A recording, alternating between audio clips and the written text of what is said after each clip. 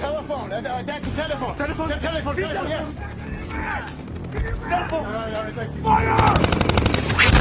It's an emergency Pentagon call. I need you. Do you understand? It's an emergency Pentagon call. I don't have a credit card. Sir, the attitude is not going to speed things up any bit at all. I'm going to ask you to speak into the mouthpiece very clearly. Let me. Yeah, man, you know the thing going on. One West badness.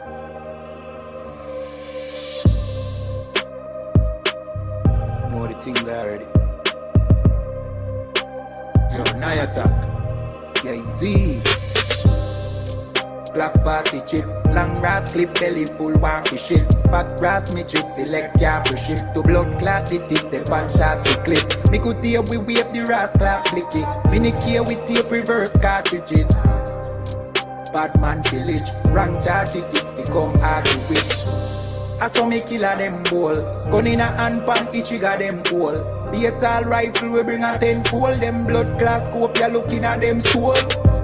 Now make we bring a dead toll. Up with the food, now make it in a them cool. Tell me Sachin, say the thing I get cool. If me circle again, me say skin I get poor. Hey, black family, a goddamn village, we not damn silly. Factory Babylon not billing, so fuck them system, a bad man living. Racks not chilling, unfeed the money, Dan man willing. Don't come here with your wrong bang living. Him rape little pity, we map that killing. Black party chip, long brass clip, belly full, one for shit. Fat brass midget, select car for shift. To blood clot, the tip, the punch shot, the clip. Me could hear we wave the ras clap, blicky. Mini care with tape reverse cartridges. Badman village, rank charges, become argue with. Them a say heart of war. Hey, we a say laws of God. No fear though living on me heart, bad man. Just like King David, we not stop bad. And we no talk long. Yeah, this one way so can't walk on land. My act say we no fi spear not one. Me general no man a ras madman. Hey, the goddamn kill it. We march come for your dopey past that gimme. Go on like who no dark and wicked. That when decrease your chance of living. Them a pussy, them soft and timid, but UPK can't stop winning. Right now we dey laugh and chilling, but when war begin we not stop killing. Black party chip, long brass clip, belly full, one for shit. Fat brass midget, select car for shift. To blood clot, the tip, the punch shot, the clip. Me could hear we wave the ras clap, blicky. Mini care with tape reverse cartridges. Badman village, rank charges, become argue with. I saw me kill a them ball. Gun in a hand pan, each got them hole. Be a tall rifle, we bring a 10-fold. Them blood class scope, ya looking at them soul. Now make we bring a dead toll. Up with the food, now make it in a them cool. Tell me Sachin, say the thing I get cool. If me circle again, me say skin I get poor.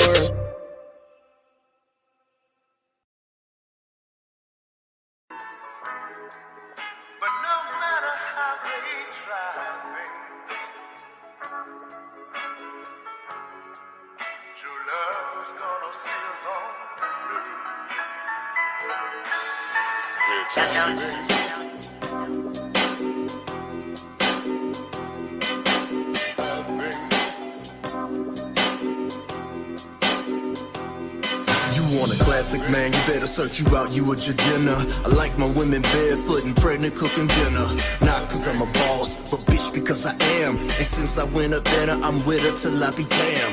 Nigga, this a jam. From the ghetto to the upper echelon. J dancing to beat the pressures up. Let the needle press upon the 12-inch. I be gone in 12 sips. Where's the tissue? I know you smell the shit. Fire. Searching for rubies, these beauties is red glitter. Something out of movie, so unruly and never bitter. My Call of Duty show you I'm truly the head nigga. The opportunity, but who's near her legs quiver? Pull my arrow from a quiver, she falls. I said timber, she claws. The big gripper, we lost in sex timber. These laws affect sinners, so I show her the straight away.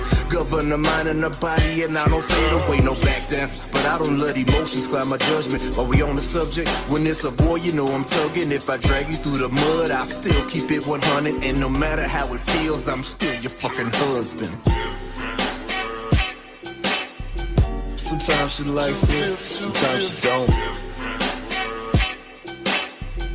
Sometimes I'm icy, sometimes I'm cold. I know it sounds rough, but sit back and let it simmer. All I need is 6 months, as of now you're a beginner. A swig of Babylon, it done damage your fucking liver. That's why he sent a priest and a prophet out to deliver. You need more time than scissor, cause your mind is RZA. Black, Hispanic, and Native Indian, you're still nigga. Fuck a Tommy Hill figure. We got the skill, nigga, to pop and kill niggas, to stop and heal niggas. Them Dr. Phil niggas is not for real, nigga. I cop the zeal, nigga, from out the field, nigga. Taking chances, circumstances that romances for the birds. But the truth is for the roof is what every woman deserves. Kicking none of them to the curb, some of them just prefer. If one of them gets the notion she running them just absurd. I'm loving the 2/3. A flock without a shepherd, worse off than Helen Keller. Red and red peppers on top of the red letters. Mixing business with the pleasure. This is water turned to wine, circa 1969.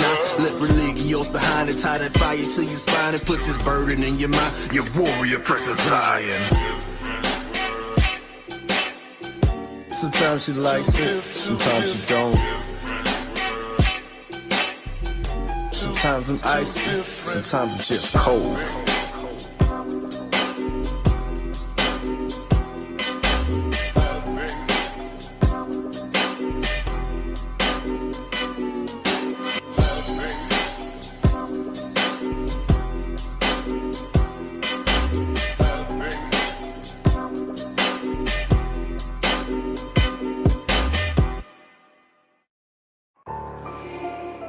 Behold, I will send for many fishes, said the Lord, and they shall fish them. And after I will send for many hunters, and they shall hunt them from every mountain and from every hill and out of the holes of the rocks. For mine eyes are upon all their ways. They are not hid from my face, neither is their iniquity hid from mine eyes. And first I will recompense their iniquity and their sin double, because they have defiled my land. They have filled mine inheritance with the carcasses of their detestable and abominable things. And though until it's finished, the Lord will get his vengeance. And since they are menaced, they get a death sentence. For all them lies, these devils gotta die, so say goodbye. When them chariots hit the skies, rise, Yasha Allah, rise. And though until it's finished, the Lord will get his vengeance. And since they are menaced, they get a death sentence. For all them lies, these devils gotta die, so say goodbye. When the chariots hit the skies, rise, Yasha Allah, rise. Rise, Yasha Allah, rise. The beast among us, open up your eyes and watch these cowards hide. And we don't know what's going on because the lack of knowledge. We like some puppets getting strung along. The Lord's army here to wake you up and rid the earth for this bastard in the space they've been taking up. Now they ain't make the cut, but I'ma make a cut. Blood on my sword and the boots that I'm lacing up, the same boots that I made them kiss. When it's done, I scream Kwam Yasha Allah as I raise my fist. You can't run, can't hide from the killers. Hide, feel or die by the same ones you call niggas. And it's justice to make the babies watch, then take them by the ankles, dash their head against the rocks. They whole race getting knocked off, bowing down in front of the king while their heads getting chopped off. And though until it's finished, the Lord will get his vengeance. And since they are menaced, they get a death sentence. For all them lies, these devils gotta die, so say goodbye. When them chariots hit the skies, rise, Yasha Allah, rise. And though until it's finished, the Lord will get his vengeance. And since they are menaced, they get a death sentence. For all them lies, these devils gotta die, so say goodbye. When them chariots hit the skies, Rise, y'all should all rise. Bye bye devils, cause you lie devils. You gon' die devils. Don't ask why devils. All the crime that you did against my people, you gon' get it good. Edomites, honkies, them crackers, that's a peck of wood. We gon' keep it hood when the order come. When the smoke clears, that's when the slaughter done. I broke your bones, you can't take the violence. Only thing you gon' ever break on me is my silence. The enemy stole my identity, that's birthright theft. Bump 'em off is the remedy. My gun starts sneezing when it's shooting at you. Put some holes in your tattoo, that's what the gat do. Matthew, Mark, Luke, John, and Acts 2. They already wrote and testified that my facts true. Meet my two guns, lay down and stay down. Then my dogs on both sides, right and left, they bust Greyhound. Endure till it's finished, the Lord will get his vengeance. And since they are menaced, they get a death sentence. For all them lies, these devils gotta die, so say goodbye. When them chariots hit the skies, rise, y'all should all rise. Endure till it's finished, the Lord will get his vengeance. And since they are menaced, they get a death sentence. For all them lies, these devils gotta die, so say goodbye. When the chariots hit the skies, rise, y'all should all rise.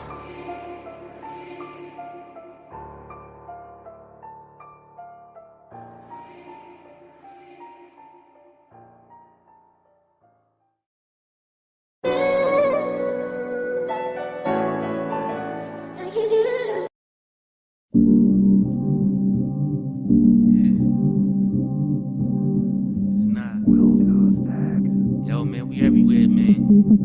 We all over the globe. My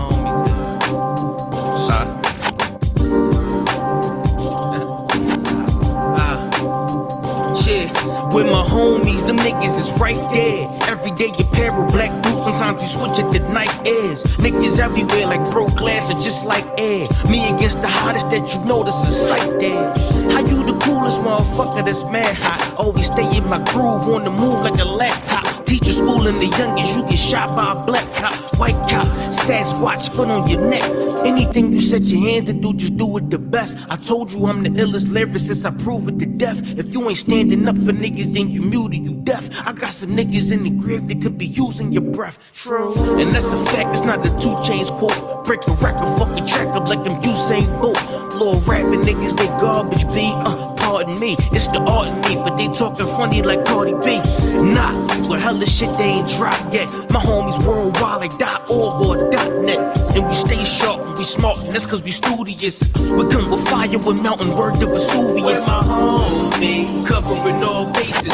Preaching all black, they come from the hard places. Where my homie, they be deep in the hood like a mechanic trying to make sure they peoples is good. Where my homie, independent in the struggle, focused on the hustle in the cipher and the huddle. Where my homie, in every city. Where my homie, let's get it lit, shit. Know who you spittin' with, lock on that official shit. Professional with spittin' and rippin', king of the British shit. I'm right up at the neck of opponents and hit the gristle quick. I spit it like them rounds out the chopper, and that's the pistol grip. Rapping with succession, if I spit it, you should listen, shit. I spit that strong-minded, well-rounded shit you didn't spit. Slick as motor oil, you flow with boy, you all that chicken shit. We all you over here, and you water what we ain't mixing with. UPK strong, UPK pop. Yo, I play the cut, listening and watching. My frame of mind ancient and your frame of mind rotten. I'm thinking like the niggas that hated picking the cotton. Every time I spit it, I'm trying to take out the top dog. When we in the cypher, it sound like we letting shots off.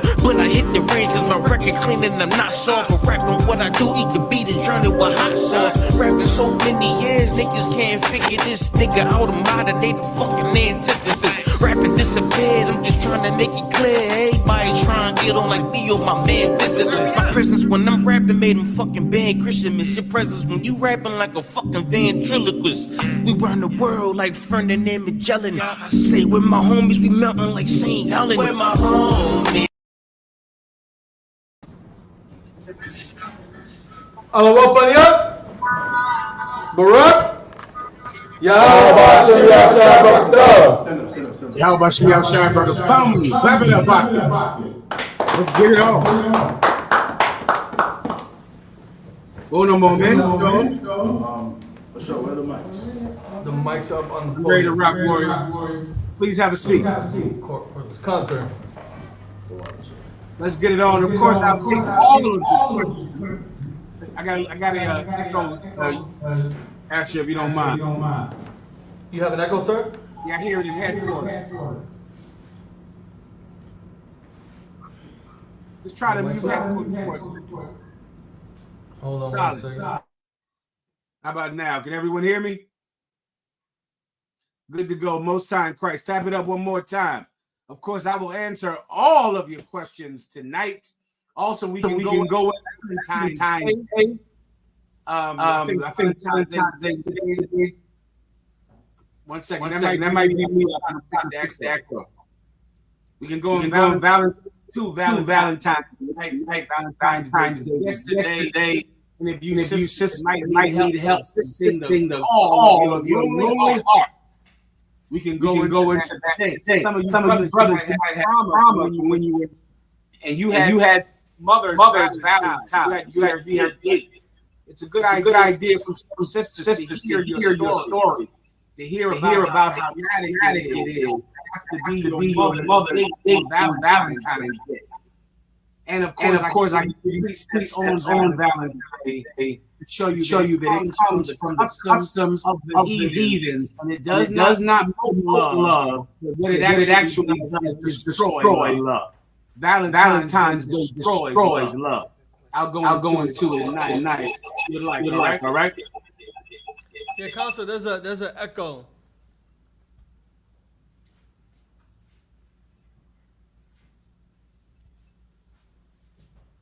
Testing.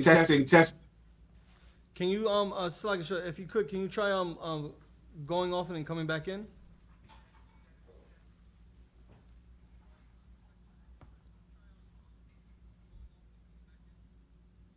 There's no echo now.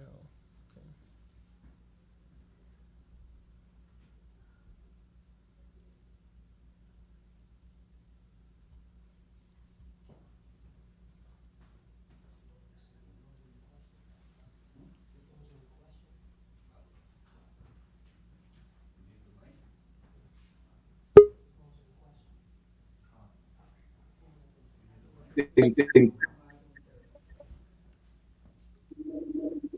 Testing. Asher, can you hear me?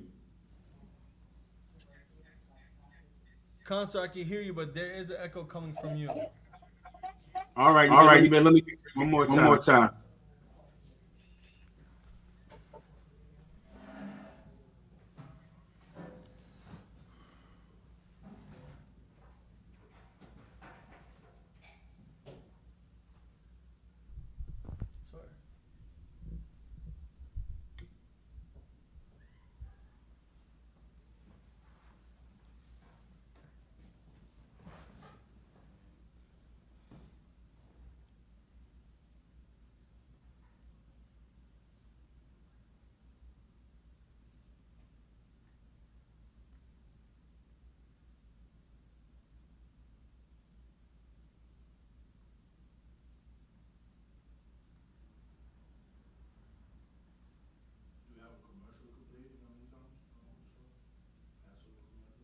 Combo, I'm trying to fix something, sir.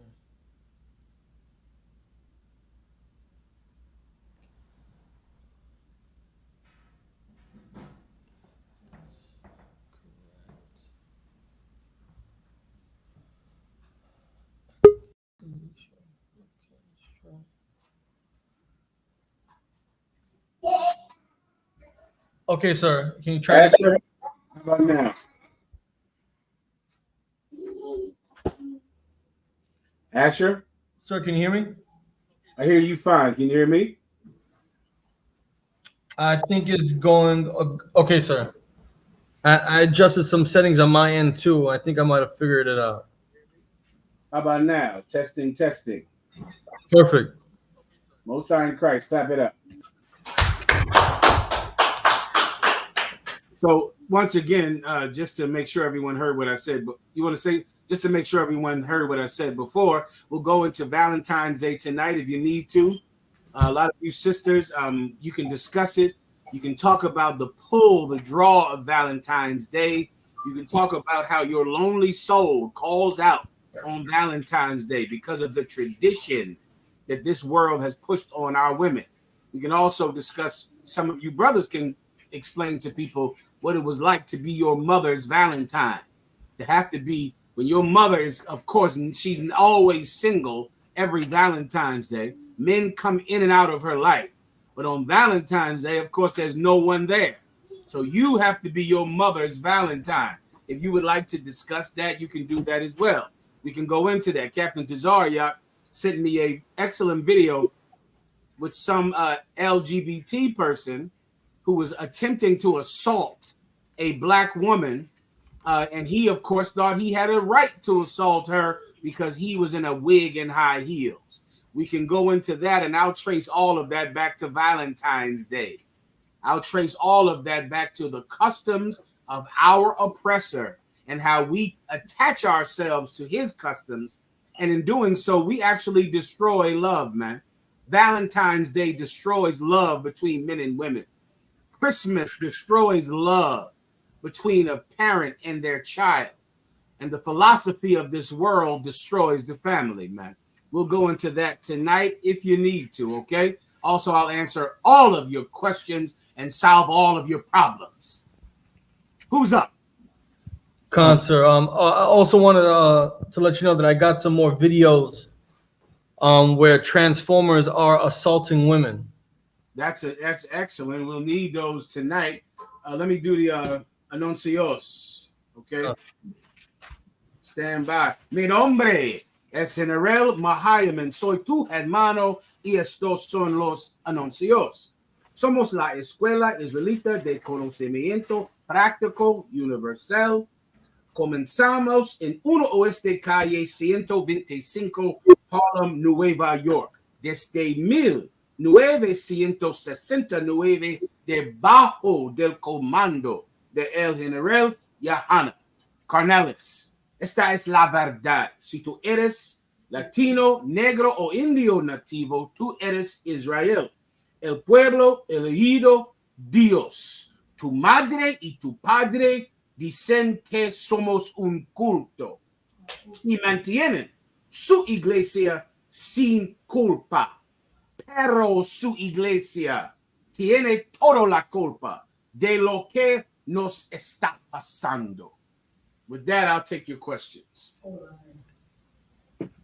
Khan, sir. I have questions in the room. Let me see how to say questions, how to ask for questions in Espanol. Alexa, how do you say questions in Spanish? Pregunta. Preguntas. Who said that? Who knew that? Kaddish Mawala. I see you, warrior. Give him a hand. Pregunta. All right. Preguntas. Salakia, I would like a genuine breakdown on Daniel chapter 12, verse 2. Please.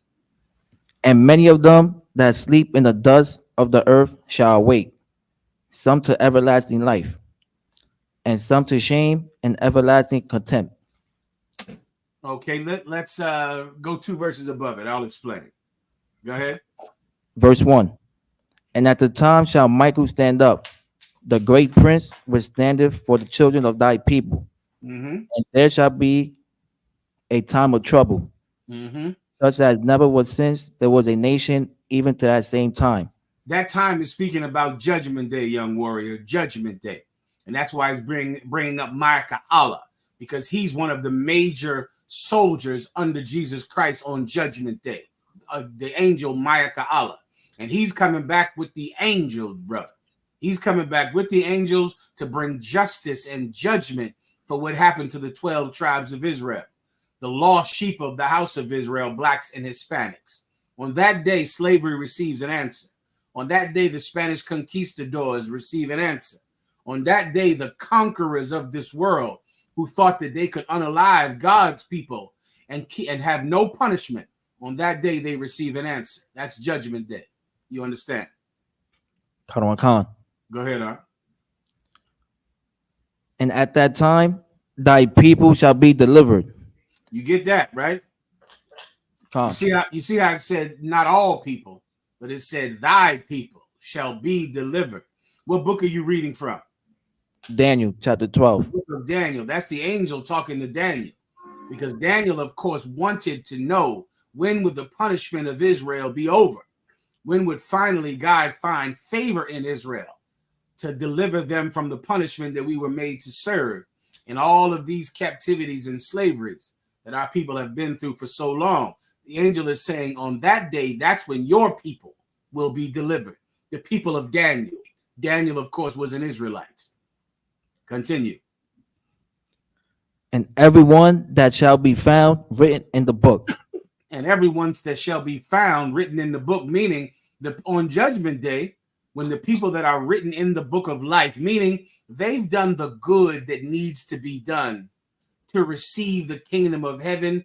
And when I say receive the kingdom of heaven, I mean to live in a good position when Christ returns. Everyone will live in the kingdom. The preachers right now, TD Jakes, Creflo Dollar, they're going to be in the kingdom. And the brothers who serve Christ will be in the kingdom. The other nations who have afflicted us, they'll also be in the kingdom. The difference is the position. The Israelites will be the number one people on earth. Those of us who have served Christ in this kingdom will be above the Israelites, will be the upper class, the ruling class of Israelites. The Bible calls them the 144,000.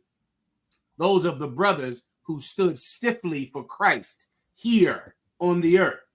So they're at the top class. Then you have the Israelites that help them. They're at the class beneath them. Then you have the Israelites who helped our oppressor.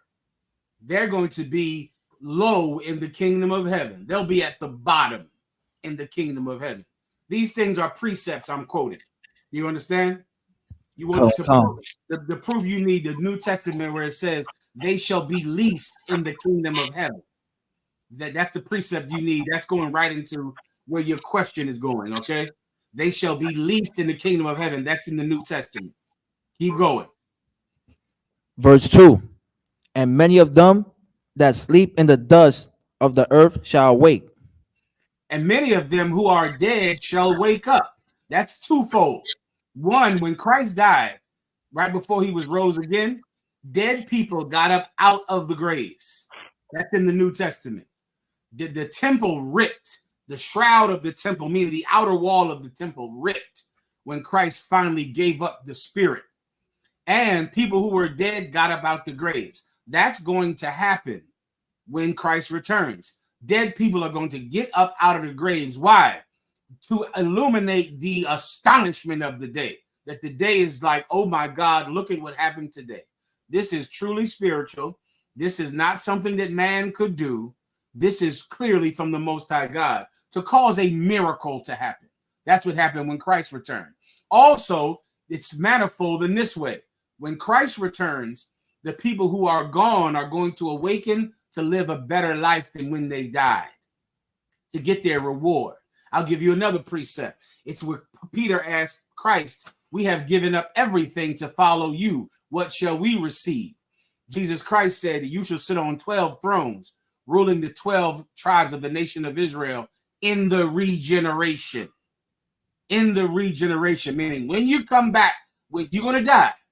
But when you come back, you're going to have a crown on your head. Do you understand? Both of those things are going to happen. Continue. And some to shame and everlasting contempt. And some are going to come back to shame and everlasting contempt. That's going into what I just said. Ronald Reagan thought he could get away without punishment. He won't. Ronald Reagan is going to pay for virtually creating the crack epidemic. He virtually created it. It was a small little niche drug. Small out there in Los Angeles, in Oakland. Small. And Ronald Reagan took that drug, took that recipe, and funded a war with it. And that is where the crack epidemic comes from. And this is not a conspiracy theory. This is a fact. Government fact. You can look it up. Well, he died, and they named the airport after him. You understand? They named the airport after him. He died in glory. But when he comes back, he's coming back to shame. He's coming back to pay for what he's done. You understand? Khan. Anything else? That's it. Solid. Next. Paradza. Salakia, sir. If I may, I'm calling for some scriptures, some precepts for sisters that's showing their nakedness to the public. They are married and still showing their nakedness. I have pulled Leviticus chapter 18, verse 6 and 7 on the sister. But I was wondering, do you have any other precepts for me to cut her about the nakedness? I would go to cut her. I would go to Isaiah, the 4th chapter. Come on. I would go to Isaiah 4 and 3. Instead of a well-set garment, a rent. Instead of a sweet smell, a stink. Right? That's something. If you really want to hurt a woman, you talk about her smell up. They can't take that. Okay, that's something. You talk about her looks. Remember, she's vain and empty-headed. All she cares about is what she looks like. She thinks that what she looks like is everything, and that nothing else matters. There's only one reason that a woman would walk down the street. I'm saying walk down the street. That shows my age. I'm sure you're talking about Instagram, right? You're talking about Instagram and social media. There's only one reason that a woman would show herself in public in such nudity. It's because in her mind, she is putting her only quality forward. That's the only quality she has. She's leading with it. All she has is her butt, is her breast. She has nothing else. So she puts it forward. She puts it out front because this is her best quality. In many cases, it's her only quality. So knowing that, if you attack that, that's the one time she'll be ashamed. She won't ever feel ashamed about being naked. She doesn't have shame. Most of them, because they've been abused as children so much, they lost the natural shame that a person has with their body. There's a natural shame that humans have. Humans have it. If you put a human being on an island, naked, he'll find a way to cover his private parts. If he has to get 2 leaves and string them together, he'll cover his private parts because it's natural to us, because we're not animals. Do you understand? But a woman who has been abused as a child, and she has relations with her uncle and with her father and with all of her mother's Valentines, everybody getting her mother a Valentine's gift, has also had sex with her.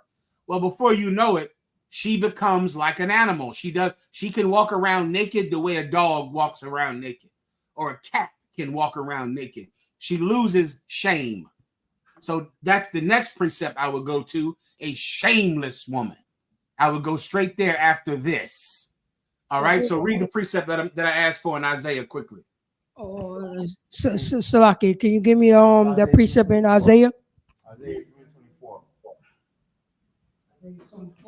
Isaiah 3 verse 24. We can even some sweeten this up a taste, all right? The book of Isaiah, chapter 3, verse 24. And it shall come to pass that instead of a sweet smell. So the Bible is prophesying the times that you see on Instagram right now. It shall come to pass instead of a what? Sweet smell. Let me tell you, in righteousness, our women can smell good, brother. They can smell good. Can you imagine when so many of our women, right now, if you want to smell a sweet woman, you got to smell a UPK woman. Outside of the UPK, women stink up.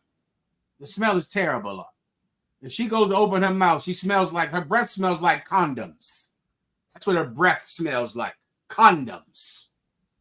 If you want to smell a woman that smells sweet, you got to smell a UPK woman up. The smell that sweet is all with all Tazariak's oils all over her. Smelling sweet, hygiene, excellent, pH balance like this here. Mwah! Mwah! With that pH balance. Lovely pH balance. That's how, imagine there was a time when a lot of women smelled sweet. But the Bible is prophesying the time when instead of sweet smell, go ahead. There shall be stink. There shall be what? Stink. Yeah, you want to cut her, I go straight there. I go straight there. Now she stinks. Now that pH balance, it ain't right anymore. It is off. I don't care. You can put a whole jar of vinegar and salad dressing in there. Nothing will fix that. Nothing, because you're ruining your pH balance with all of those germs from all of those men. You're ruining it. It's ruined. You have so many germs up in you, like a petri dish. You're a science experiment. Now there's stink. Keep going. Now, as you're saying this, she's going to start to feel like this, like, oh man, I'm showing you all my pH balance. I'm showing you where all my smell, where the smells come from. I'm showing you all of my privy members. I'm showing you everything. Damn, it's not turning you on. In their mind, every man is turned on by them, because this is what they've been doing since 9 years old. You see them on Instagram, right? At little kids, they shake their butts in front of men. I mean, children. And guess what? And people clap. And their mother, who's an adult who was abused as a child, she cheers for her daughter to be sexualized at a young age. So in her mind, I am a body. That's all I am. All I am is breasts and a vagina and a butt. I'm showing it to you. You should love it. My uncle loved it. All the boys in my grade school loved it. All my mother's boyfriends loved it. They're shocked when you don't love it. When you talk about the smell of it, they'll be stunned and they'll feel shame finally. Keep going. Come on. And instead of the griddle and rent.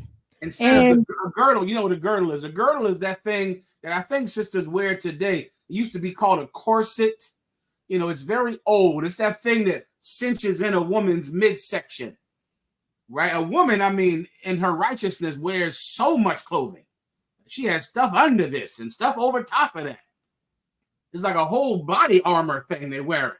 So this is a thing that's under the clothes that cinches in their waist and makes them all strict, makes them sit up all strict and upright and dignified. That's a corset. All right. Read that part again. Come. And instead of a girdle and rent. And instead of a girdle, a rent. Read it one more time. Come. And instead of a girdle, a rent. And stop right there. Instead of a girdle, a rent. Instead of that girdle on, which tightens them up in the midsection and stiffens their back and makes them look up and makes them all dignified and strict. Instead, there's a rip. So the girdle is ripped and everything is flopping out and flippity, floppity, floppy everywhere.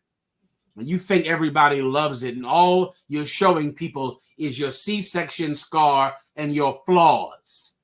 It's all anyone sees. All of your you got a constantly open C-section, and they're looking at it. They see it. They can tell you've had a lot of children. You look like you've had a lot of kids. They can tell. Keep going. Come on. And instead of well-set hair, baldness. Oh yeah, then you go straight there, brother. And that brings great shame on a loudmouth. Instead of well-set hair, baldy. That's what happened. So now she goes, oh my God. Oh my Lord. I thought I was desirable to everyone with a penis. Women have to be discouraged and then encouraged, just like men. Men have to be discouraged and then encouraged. It's called parenting. That's what it used to be called. That's what we still call it today. You discourage certain behavior by shaming them and punishments for that behavior. And then you encourage other behavior. The behavior you encourage is the behavior that a healthy society needs to have. Okay? You understand, right? Come on, Salakia, sir, if I may. That's what I oppose. I said I said You ain't supposed to show what you're doing. You're supposed to only show that to your husband, not to the public. Then she, you know what I mean? Then she went on a rant. Well, I mean, the person you're talking to has many husbands. That's like the precept when Christ told them, you know, her husband. Who's her husband? Everybody's a damn husband.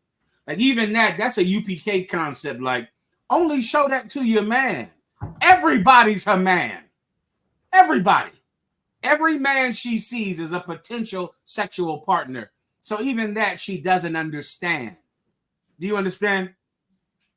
Comic-Con, because she tried to combat me. She tried to combat me. She's sensitive about it. Pull the scriptures and cut her because she is a Christian. You know what I'm saying? And she believes in God. You know what I mean? But she want to show her body to everybody else. Well, just ask her what church she goes to and who's her pastor. That's a good thing to go out into the street.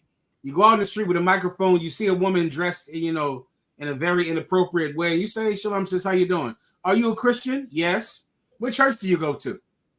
And get the name of the church and get the name of the pastor of a woman sitting there half naked or 3/4 naked. And then so everybody can know this is the kind of women that go to that church. You understand? Comic-Con, in Slovakia, I want to, if I may, a lot of, you know what I'm saying, a lot of people, you know, they're leaving out the, you know what I'm saying, they're leaving out the Christian church, but they're going on their own understanding according to the Bible. So if she doesn't go to church, there's some pastor she thinks is a man of God or a woman of God. What pastor do you like? What pastor do you listen to or watch? You know, just ask her that. That way you can shame. That way you can shame the church and her. I got to move on. Oh, Comic-Con, Salakia. Next, Concert. In regards to this topic, I have a question from a sister. Sister Sol Rodriguez asked, all right, in regards to healing sexual trauma, what will be the general prescribed process to heal from those experiences? Sole Rodriguez. That's an excellent question by the sister. She said, what would be the general prescribed process to heal the experience? I'll make it very simple for you, sister. All right.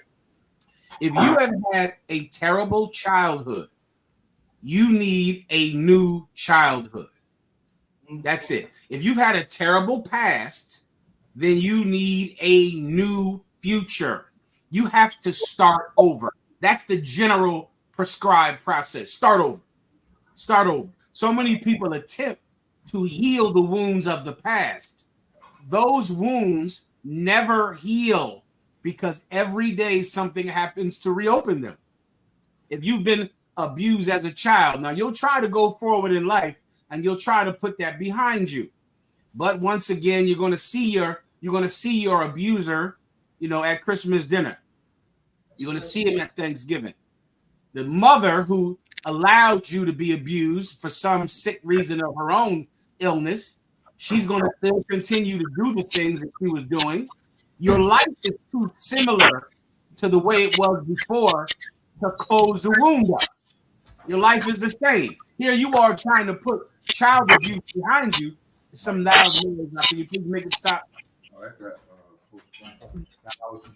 Headquarters. Yes, sir. Slakia, the mic is on. Okay.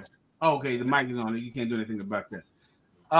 As you try to heal the wounds of childhood, it's too hard to heal those wounds when you're still doing all the things you did when you were a child. You're still celebrating Christmas. You're still celebrating Halloween and Valentine's Day, but you're trying to put the past behind you when you're going to be reminded of the past every day. You're still smoking. You're still getting high, which will remind you of the reason that you smoke and the reason that you get high.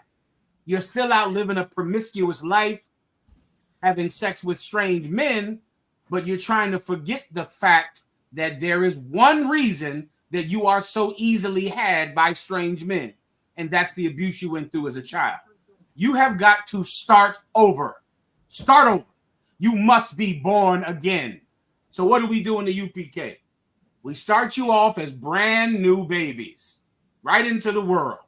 We're going to tell you how to dress, just like your daddy would and your mommy would. So we tell you, wear all black if you're a man. If you're a woman, you have to come to class in a dress, and you have to have your head covered. Now, remember, you're a grown adult, right? You can wear what you want to wear. You're an adult.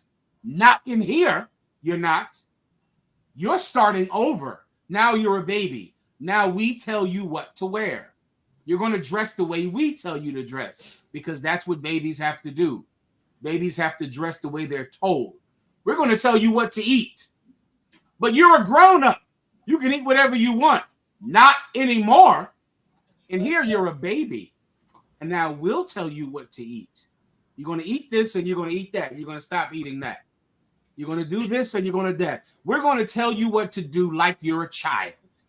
And then one day, if you're good, we'll give you a brand new name.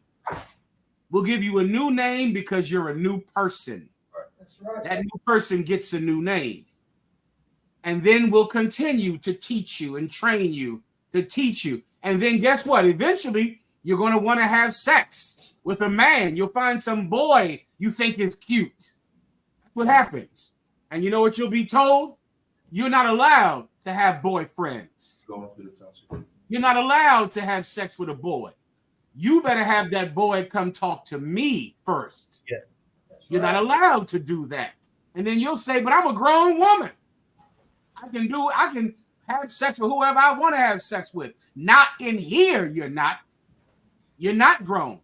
We are starting over. Now, if you don't want to start over, if you don't want to be told what to do, then just see how far you make it with that childhood that you already had. Next. Concert, ATL, the Brave. Give him a hand. Hey, Yahweh Bashem Yahshua Barakatah, General. Yeah.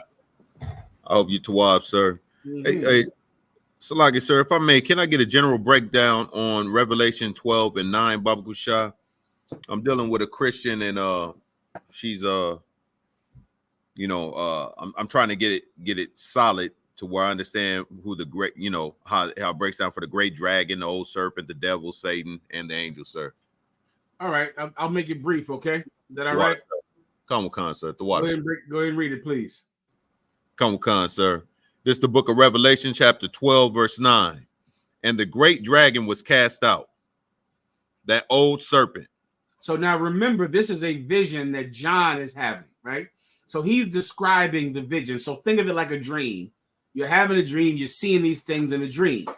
And then the angel is explaining what the dream means.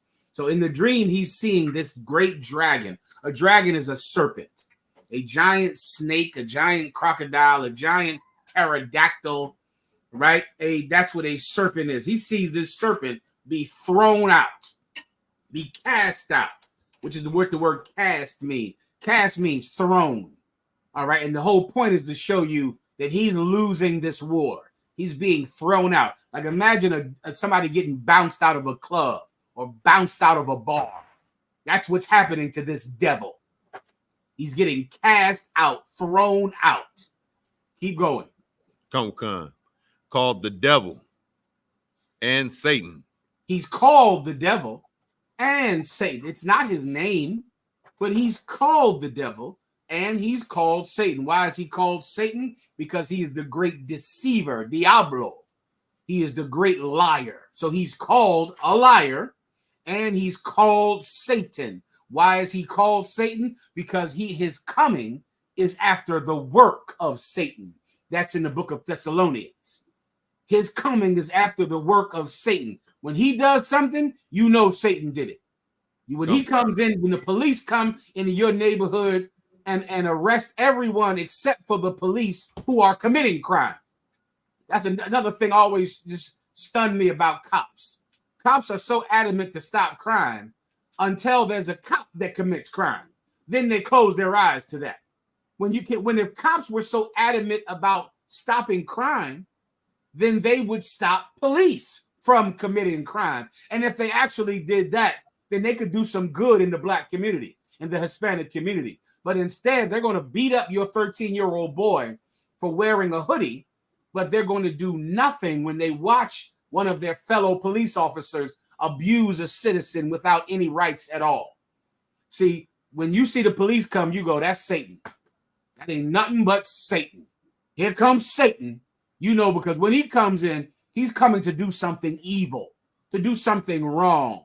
And he's a liar. Who are we speaking about? Our oppressor is what this scripture is about.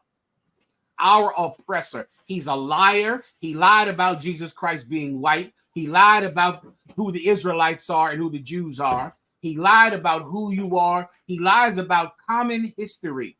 That's why we have to have Black History Month every year, and you learn nothing about all the Black inventors and the famous Black people that you're going to be 50 years old and never heard of someone that could have given you self-esteem when you were a child to have heard about this person. Why? Because he's a liar.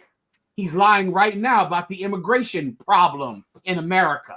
Like there's such a big immigration problem in America when there is not an immigration problem in America at all.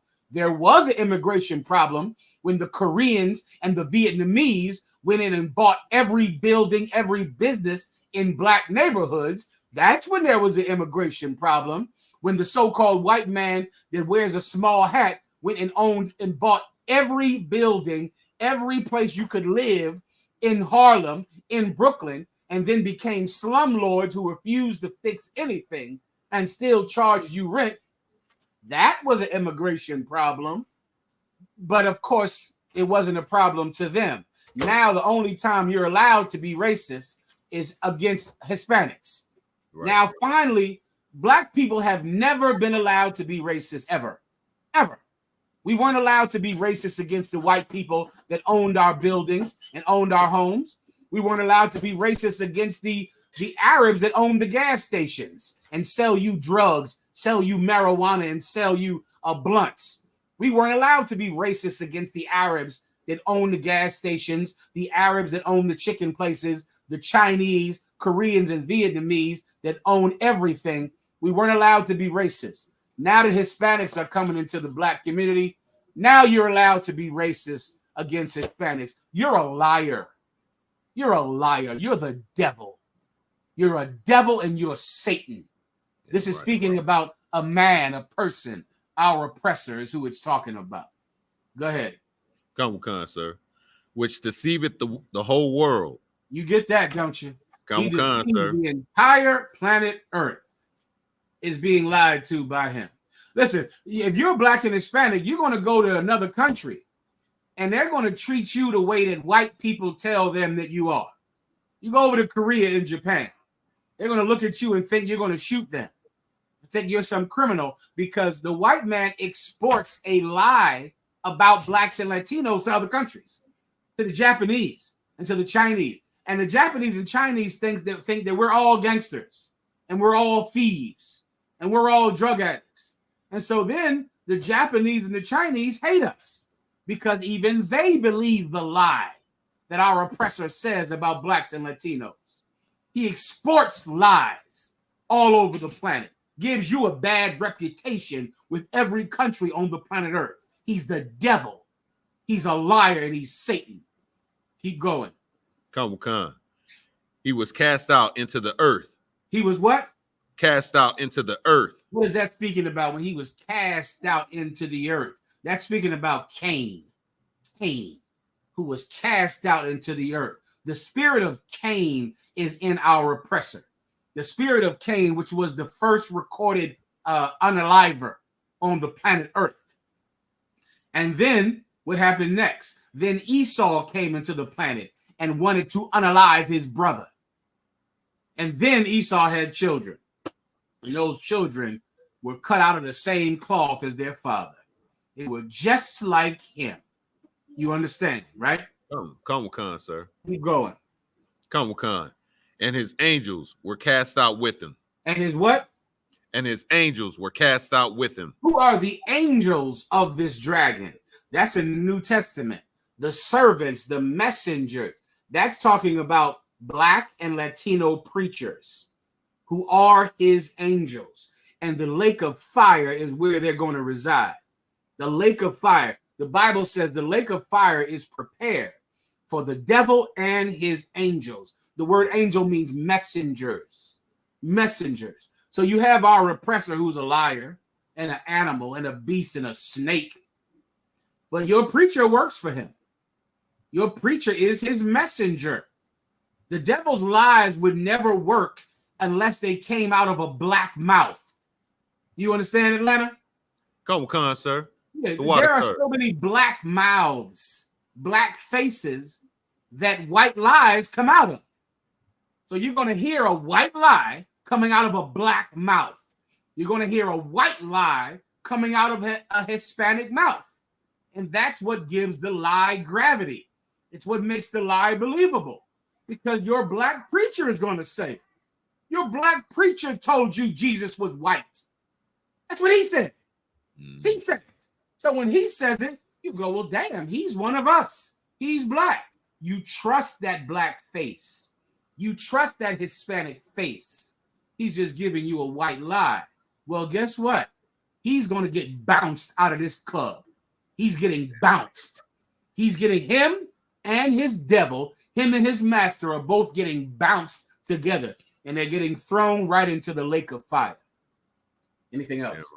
No, sir. The water, sir. No sweat. Next.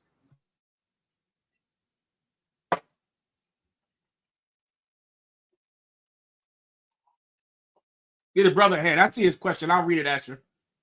The brother, America is burning. Give him a hand. He said, is the lake of fire the destruction that's coming to America by way of thermonuclear destruction? Yes. That's exactly what the lake of fire is. If you look at a map of America, imagine that place that is America on fire. That is the lake of fire. It's so vast that it's like a lake of fire because it's so giant, it's so big. Yes, correct. Next. Sir, Chicago has a question. Go ahead. Chi-Town, you're up. Hey, Shalom to the question, sir, if I could. What's going on, Warrior? Okay, I have a question. My uncle passed like almost a month ago, and he was cremated like 2 weeks ago. Yeah, come through it, sir. And so I was wondering, would I be unclean for 7 days? We just having to get together in my mother's church, but the body he's already cremated like 2 weeks ago. No, you'll be clean. You're fine. Okay, come through it, sir. No sweat. Next.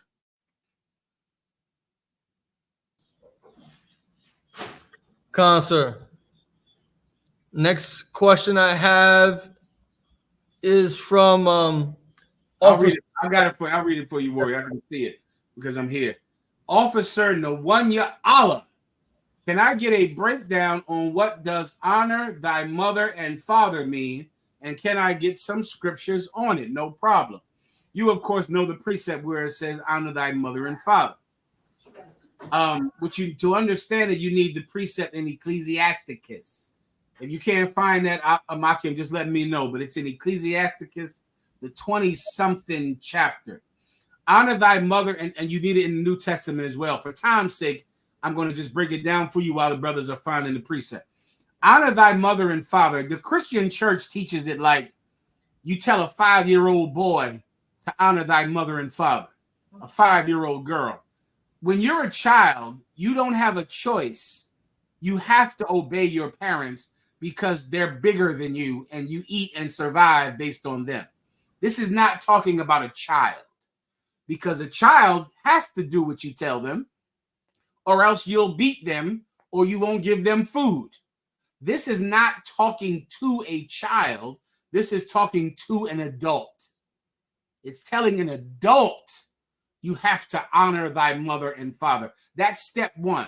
So if you're a child and you're wondering if this precept is speaking about honoring your mother and father, you honor your mother because if not, she'll kick you out. If not, she'll won't feed you, right? That's why you have to obey your mother. And they twist the meaning of honor with obey. Obedience is not honor. That is not what this is talking about. And this is why it's vitally important, because Christ said this. First, let me give you this precept. Give me Matthew what is it, 15? I came to set a man at variance. Matthew 5 and 17. Is that right, Asher? I'm checking right now, sir. This is the one you need first. I came to set a man at variance. Matthew 10. Matthew 10 and 34. This is what you need first, officer, all right? Because when you come into the truth, so many parents will find out that you're reading the Bible, and then they'll say, see, the Bible says honor your mother and father. So you have to eat pork because I'm telling you to eat pork. You have to go to church because I'm telling you to go to church. You have to celebrate Mother's Day because I'm your mother and I'm telling you what to do. You have to, some father will tell his daughter, you have to have sex with me because I'm your father and you got to have sex with me. So many evil parents will use honor thy mother and father as a scripture to force their child to sin against God, to force their child to do something wrong. And that's why you have to be armed against this lie when you come into the truth. Let me tell you what Christ said. Keep going. Go ahead. Matthew chapter 10, verse 35. For I am come to set a man at variance against his father, and the daughter against her mother, and the daughter-in-law against her mother-in-law. The Bible says I came to set a man at variance against their mother, against their mother-in-law. Christ came to separate families, not to bring them together. For too long, families have been together while the children are being, can I say the word? While children are being abused. Too long families stay together while the children are being abused. But the family comes together every Christmas, every Thanksgiving. Now, enough of that. You done made child services rich in every city. The government is spilling money into child protective services, all because we allow a family to stay together even though the children are being abused. Enough of that. Enough of that. Christ came to separate these families because these families are hurting each other and trying to sweep it under the rug, trying to hide it from child services. Read one verse above that. Verse 34.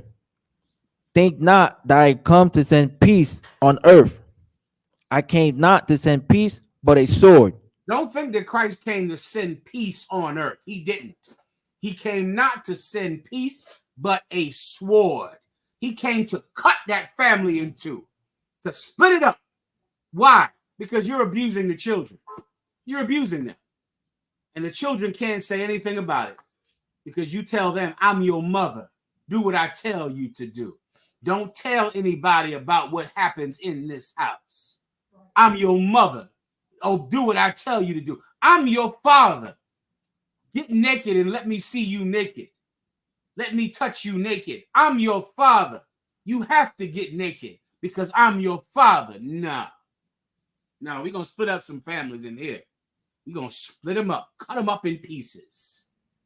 We're separating families in the UPK. About time. About time. What do we have to all wait for child services to find out what you're doing to those kids? We're going to separate the family because you're hurting the children. And the children don't have a voice or they're too afraid to say anything about it because you're their mother, because you're their father. I came not to send peace on earth, but a sword. For I came to set a man at variance. The word variance means difference, separate from his own household. The mother against the father. The children against the mothers and the fathers, and against the mother-in-law and against the father-in-law. Skip down after the verse you read. Verse 36. And a man's foes shall be they of his own household. And a man's foes shall be them of his own household. Why is your mother against you? Because of Christ. That's why she's against you. She's against you because of Christ. Drug dealing is not going to make her be against you. Just buy her a TV, buy her a Valentine's Day gift, and she will have no problem with you selling drugs. None. None. And everybody knows what I'm saying is true. Go buy her something for Valentine's Day. Buy her a new TV.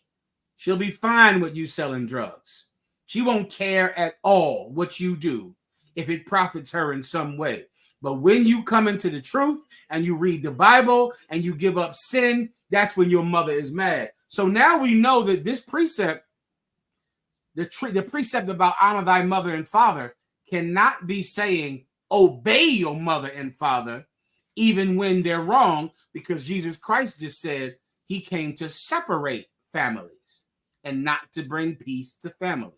So now give me what it's actually talking about. Honoring thy mother and father does not mean obey your mother and your father. This scripture also is not talking to children, because children don't have a choice. They have to do what parents tell them to do. This is talking to adults who have elderly parents. That's who the scripture is speaking to. Adults who have elderly parents. Now you could hurt your parent because you're angry at them for what a bad parent they were. The Bible says don't do that. That's how you honor them. You're not obeying them, you're honoring them. You're giving them due respect because they're your parent. You're not obeying them because you're an adult. And you don't have to obey anyone that tells you to do something unlawfully. Anyone. You're honoring them for their position in your life. And you're not going to let them starve and live under a bridge. You're not doing that. You're going to care for their health. This scripture is against what's called today elder abuse. Elder abuse. Who has ever heard of elder abuse? Raise your hand. Elder abuse is a real thing, and it's a real problem in our community. When you have an old person, an elderly woman, an elderly man, and the people in her life who should be taking care of her or him allow them to go 5 days without changing their diaper. Allow them to not eat. Allow them to not have medical care. Why? Because now the old person needs you. Now you're in charge. As bad as your mother and your father are, there's going to come a time when you'll be the strong one, and they're going to need you. And so many people pay their mother back for how they treated them when they were a child. You pay your father back now because now your father needs you. And there are many people that sit in a soiled diaper for weeks because no one will change their diaper. Their grandkids won't do it. Their daughter won't do it. Their son won't do it. Elder abuse is unlawful. And honor thy mother and father is a scripture that makes elder abuse unlawful. Does everyone understand? Time. Go ahead. Also, they you know how they have a CPS? They also have adult protective services as well. I didn't know that. Well, I've had to call. I know you know that's your business, right? Concert. I know you know. That's Asher's business. He's an expert in all kinds of humanitarian care. He, on top of being a priest of God, he also helps people in his slaveries. He helps a lot of people, and he knows that elder abuse is a problem, and they have an agency devoted to elder abuse. Elder abuse is wrong. Concert. It's wrong. And if your mother or your father need help, it's your job. You're obligated to help them when they get old, when they're eating out of cat food, when they're eating out of cat food cans. That was an epidemic a little while ago. It's coming back, where old people had to eat cat food because they don't have any money, they can't work, and their Social Security check will not cover their needs. So now they're buying cat food and eating cat food. Am I making this up? I am not. Wow. You can go look this up. Well, that's your mother. I know she was a bad mother. She didn't have a choice. Your mother wasn't in the truth. She didn't know any better. She treated you the way her mother treated her. Now, when she's old, you take care of her. Now, taking care of her could mean that you bring her into your home and you take care of her. You change her diapers. You provide food for her, or taking care of her could be you putting her in a facility that is more suited to her needs. Okay, but the point is you want to be the one that takes care of her and provides for her and her final needs that she'll have. If you don't do it, it's unlawful. And that's what honor thy mother and father is about. If you have the precept, I'll read it. The one in Exodus, sir? No, the one in Ecclesiasticus. That's the one where it talks about how you treat them when they're young. 1 second.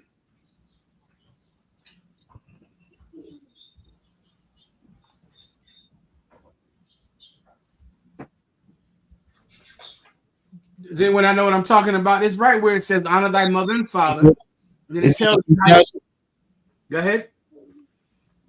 Salakia, sir. Is it Ecclesiasticus chapter 3, sir? I don't think so. Let me hear what you got. The book of Ecclesiasticus, chapter 3, verse 8. Honor thy father and mother both in word and deed, that a blessing may come upon thee from them.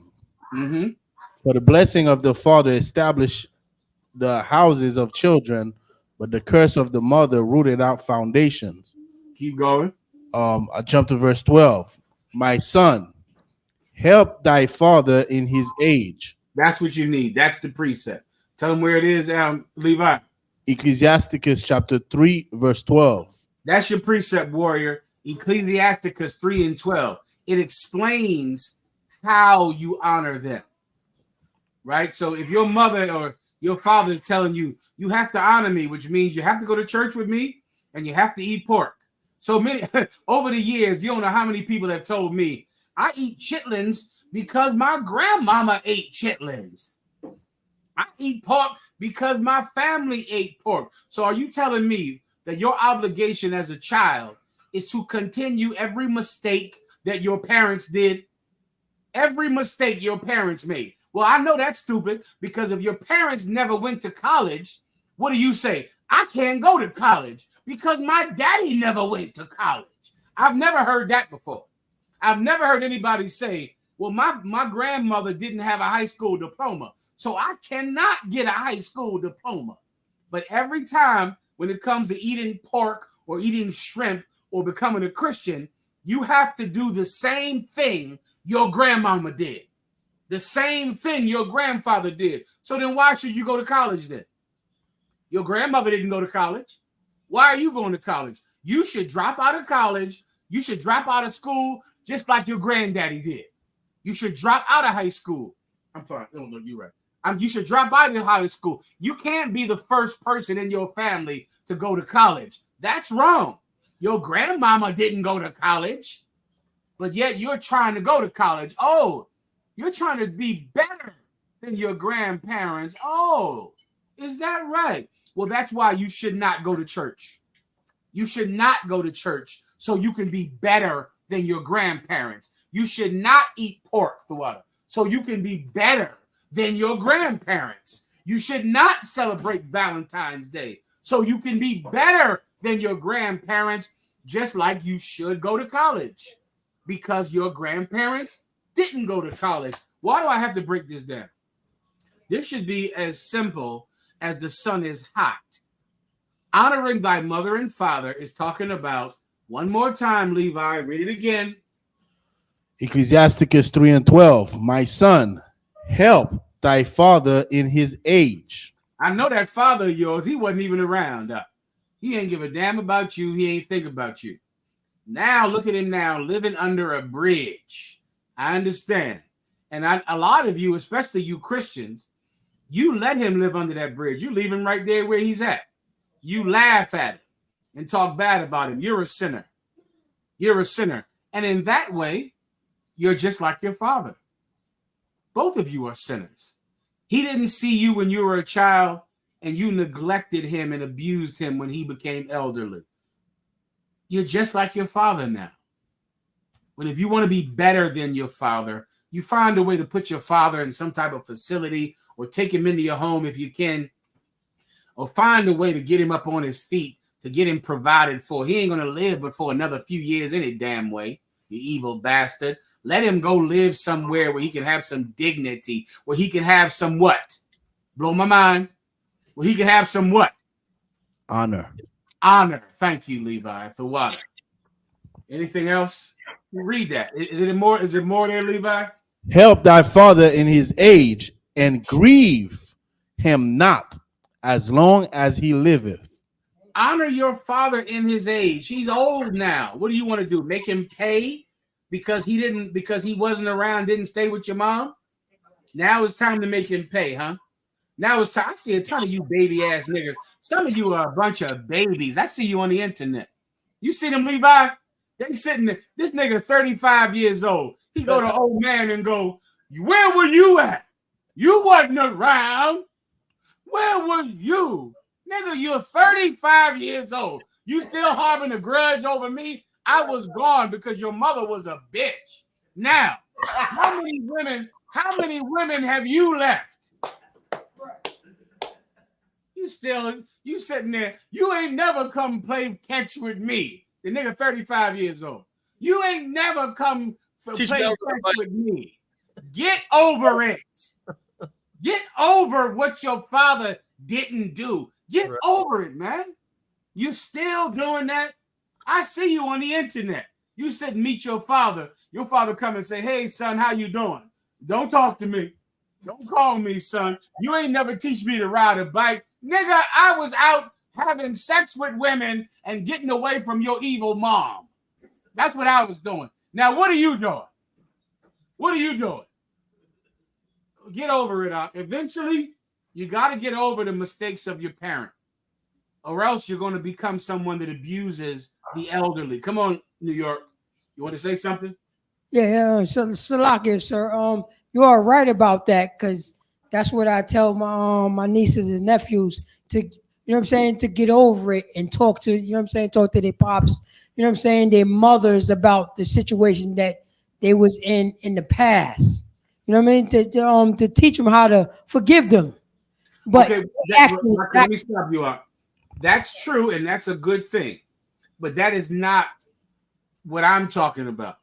I'm talking about just to stick to the law, because there are so many differences in different situations that I don't want to give counsel on a thing broadly that might be specific. Here's the broad thing. When they get old and they need your help, don't let them squalor, live in squalor, or starve because you're angry at them. That's what honor thy father and mother is about. It's not so much about working out things with your mother and your father. You can do that, and that's good.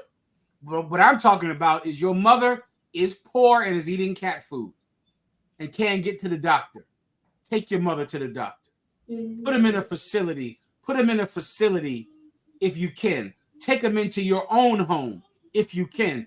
That is honor thy mother and father. That's it. Okay, do you understand?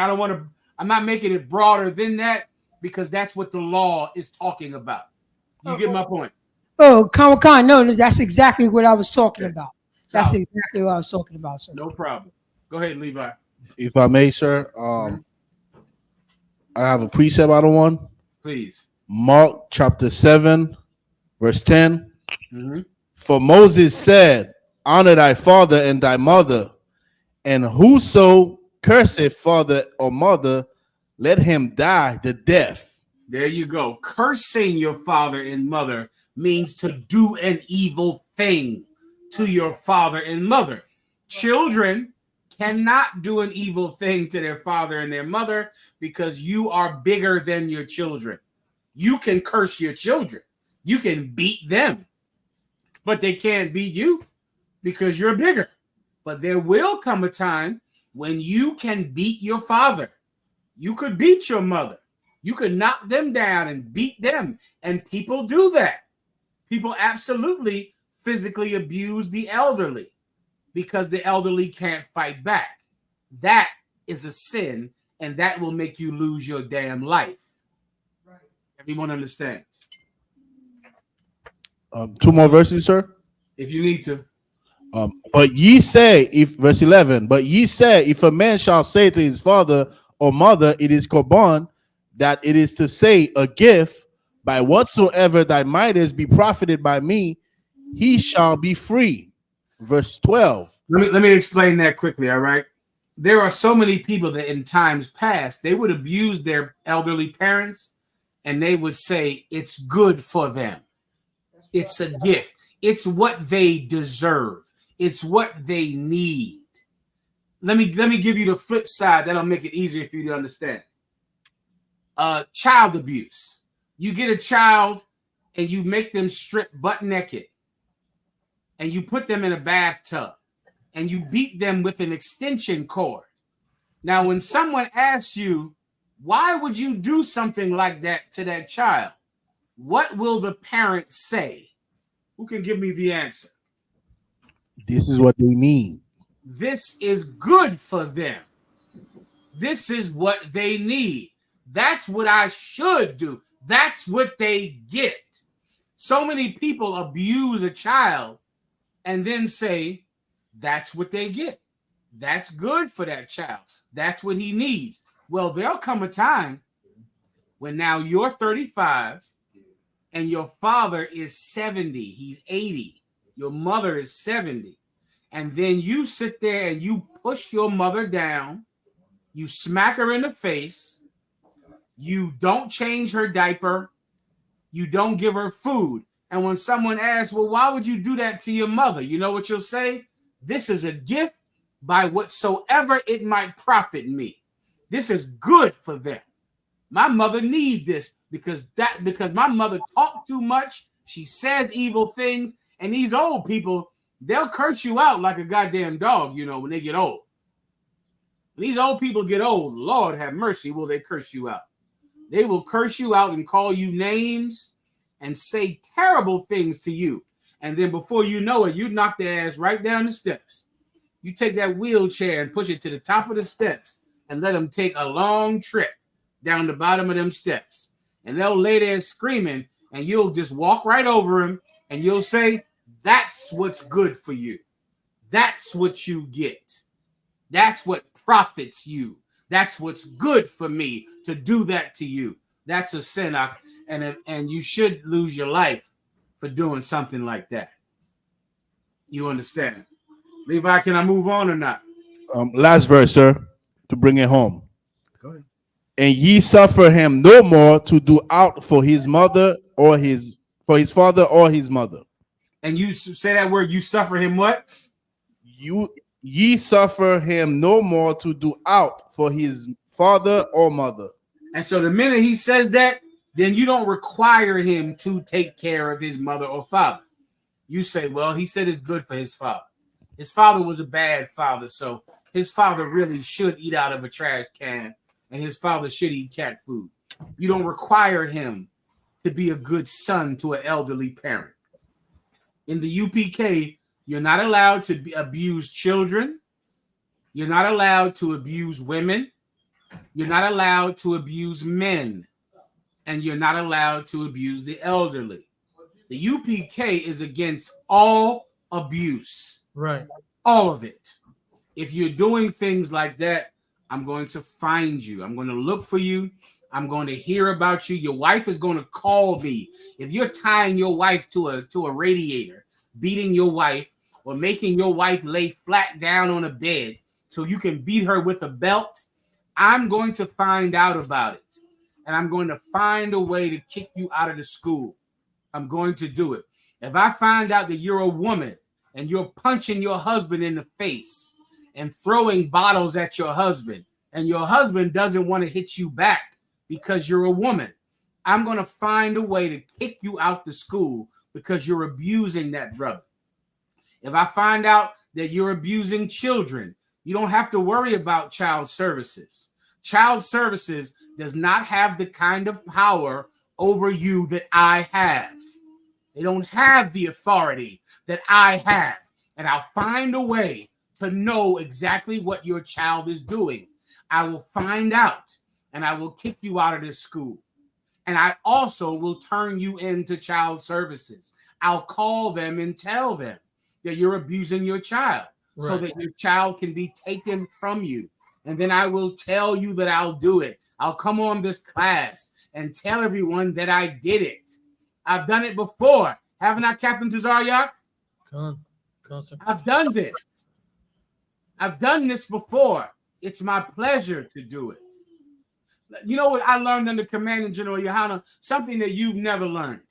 I learned how to be a hero. That's right. I know how to do it. I know how to sweep in and save that child. Save your wife. Save your husband. Save your grandmother and your grandfather. I know how to be a hero, and you don't want to get on the other side of me with this. Everybody understands? Come on. You will. You will. Anything else? Sir. Bayatazar has a question, sir. Next.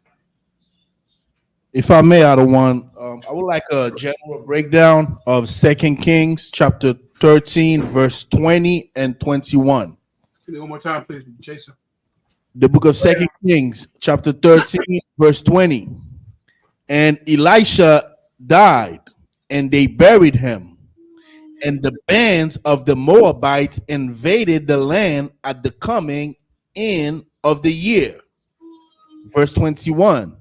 And it came to pass, as they were burying a man, that behold, they spied a band of men, and they cast the men.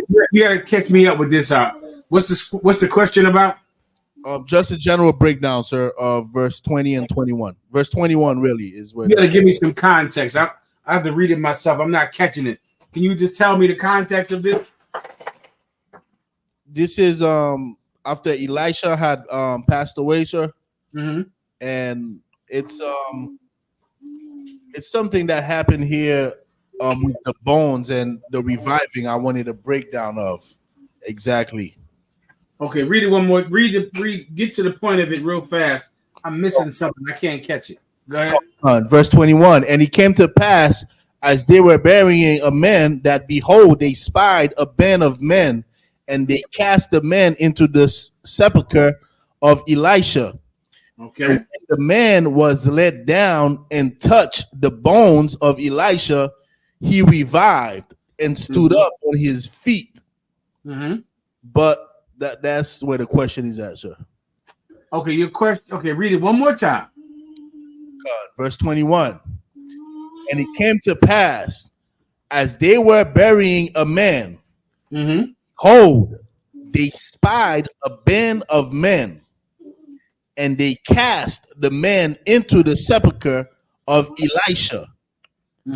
And when the man was let down and touched the bones of Elisha, he revived and stood up on his feet. Is your question, did the brother come back to life? Is that your question? Resurrection. Okay, okay, it's not reincarnation.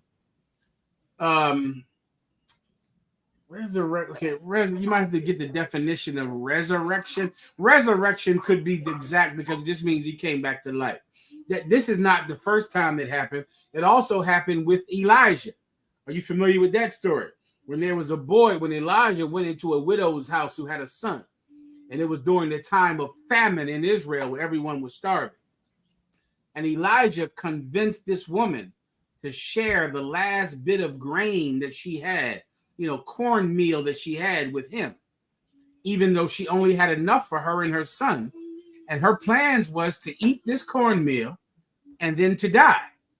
Elijah said, share that cornmeal with me, because Elijah was about to die.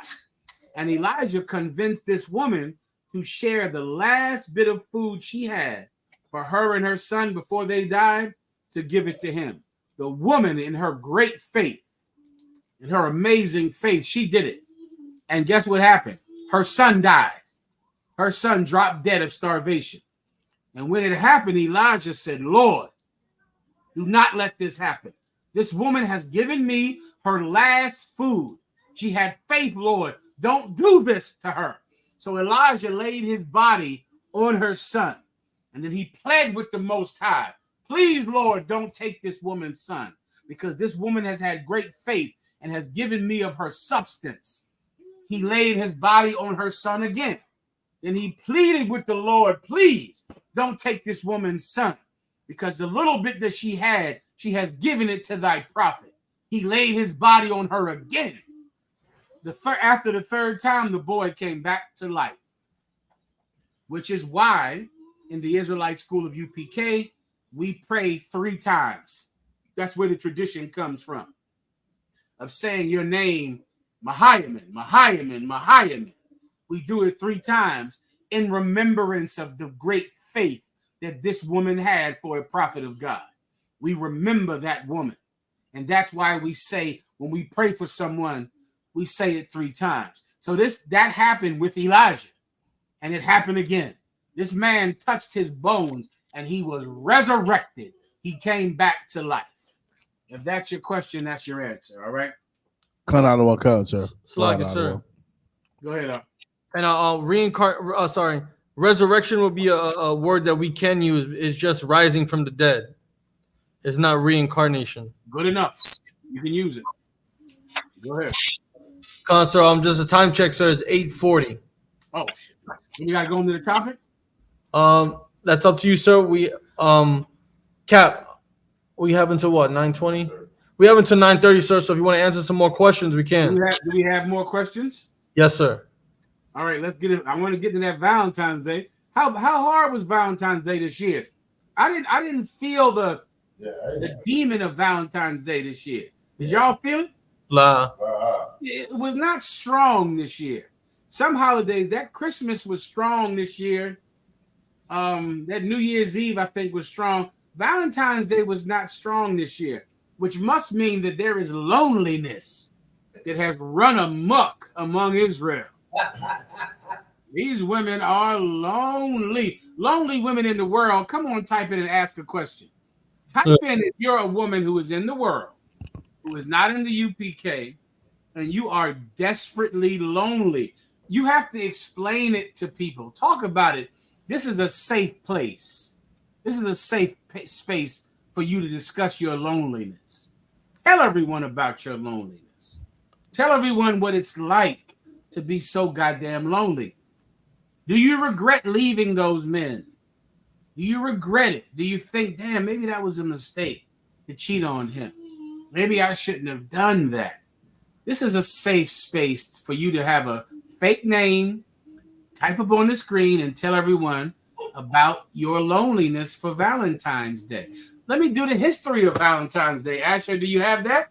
Yes, sir. Hold that. Let's do 2 more questions. I'll try to make them as brief as I can so we can get into it for the last half an hour. Questions? If I may, real quick, sir. Please. Not too long ago, I remember everybody were talking about the black women being God, sir. And you forget about all of that. Listen, God sat home eating a whole tub of ice cream by herself this year. God sat home and ate a tub of ice cream by her damn self, surfing on the internet. This is all God did this year. So can y'all see my swiping? Hold on, let me get my swiping. Swipe, swipe. That's all God did this year is swipe and look at Instagram pictures. Do you want to see the saddest thing in the world? I learned about this today, Tazaryak. Have you ever heard of Valentine's Day? Galentine? No. No, I learned about it a half an hour before class. It is something called Valentine. The liar, have you heard of it? Listen, it is something called Valentine's Day, where a bitch just sits home with the gals. Oh, man.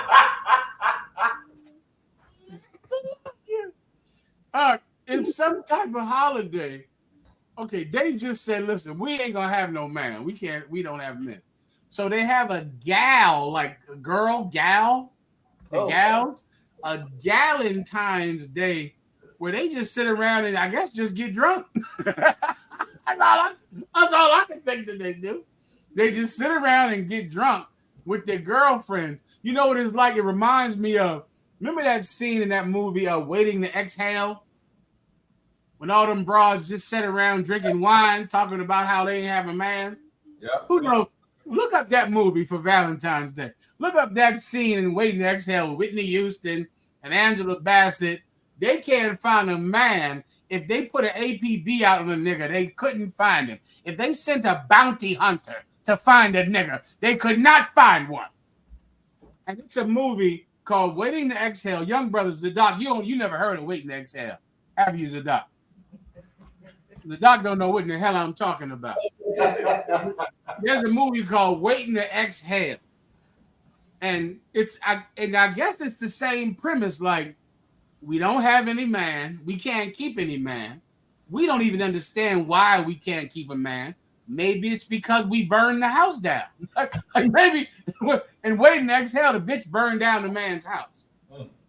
Maybe that's why you can't find a man, because you burned down the house of every man you get. Anyway, in the movie, they just sat around drinking wine and drinking liquor and just singing and being with each other to soothe their loneliness. And that's called, and now it's a real thing, Tazaria, called Valentines Day. We'll break that down in 1 second, all right? All right, who has the questions? I got it here, sir. Go ahead. This is from Officer Sakan, sir. All right, let me read it for the brother. Officer Sakan, Shalom Adawan. If you see fit, could I get a general breakdown on Ecclesiasticus 4 and 15 to 16? Is this a good reincarnation precept? That's from Officer Sakan. Good job, warrior. Go ahead and read it for the brother. Ecclesiasticus chapter 4, verse 15. Whoso giveth ear unto her shall judge the nations, and he that attendeth unto her shall dwell securely. Verse 16. If a man commit himself unto her, he shall inherit her and his generation. Okay, to my memory, if you read above this, this is talking about wisdom. Someone can confirm, but that's what is jogging my memory. That this is not talking about reincarnation, but this is speaking about wisdom. Right? It's using wisdom and personifying it like a woman. Am I correct? Sir, verse 11. Right. It's personifying wisdom as if wisdom is a woman, meaning you want to hold wisdom, keep it close to you, love wisdom, embrace wisdom. Right. And so it's to make you understand that emotion that you need for wisdom. It speaks about wisdom as if it's a woman, because you have to love it and keep it close to you. Everyone understands. So now I'll just break it down for you. Now read it one more time, please. Sir. Ecclesiasticus 4 and 15. Whoso giveth ear unto her shall judge the nations. So you want to give ear to wisdom. You want to listen to wisdom. It can become hard with pride. You might not want to hear someone who's wise because you're proud. So you want to do things the way that you want to do things. You're stubborn or pig-headed. So because of that, you can't take advice. You cannot take advice. So even though someone is wise, you don't want to hear it because it's opposite what you want to do. Well, that's a mistake, young man. That's a mistake, young sister. Because if you will hear wisdom, if you'll listen to someone who's trying to lay heavy wisdom on you, then what happens? Read that again. Sir. Whoso giveth ear unto her shall judge the nation. Oh, then you're going to be in charge, brother. Now you're going to be able to judge the Chinese, the Japanese, the Africans. But as long as the solution has to come from your small mind, you can't take advice. And there's a type of person that cannot take advice. They cannot do it. Why? Because they're too proud for that. They're not going to let no man tell them anything. I ain't going to let a man tell me nothing. Like some old fake macho nut. I've encountered some of them in my work under Commanding General Yohana. Some old pseudo fake small macho man. And because of that, I ain't gonna let no man tell me nothing about my wife. I ain't gonna let no man tell me what I could do.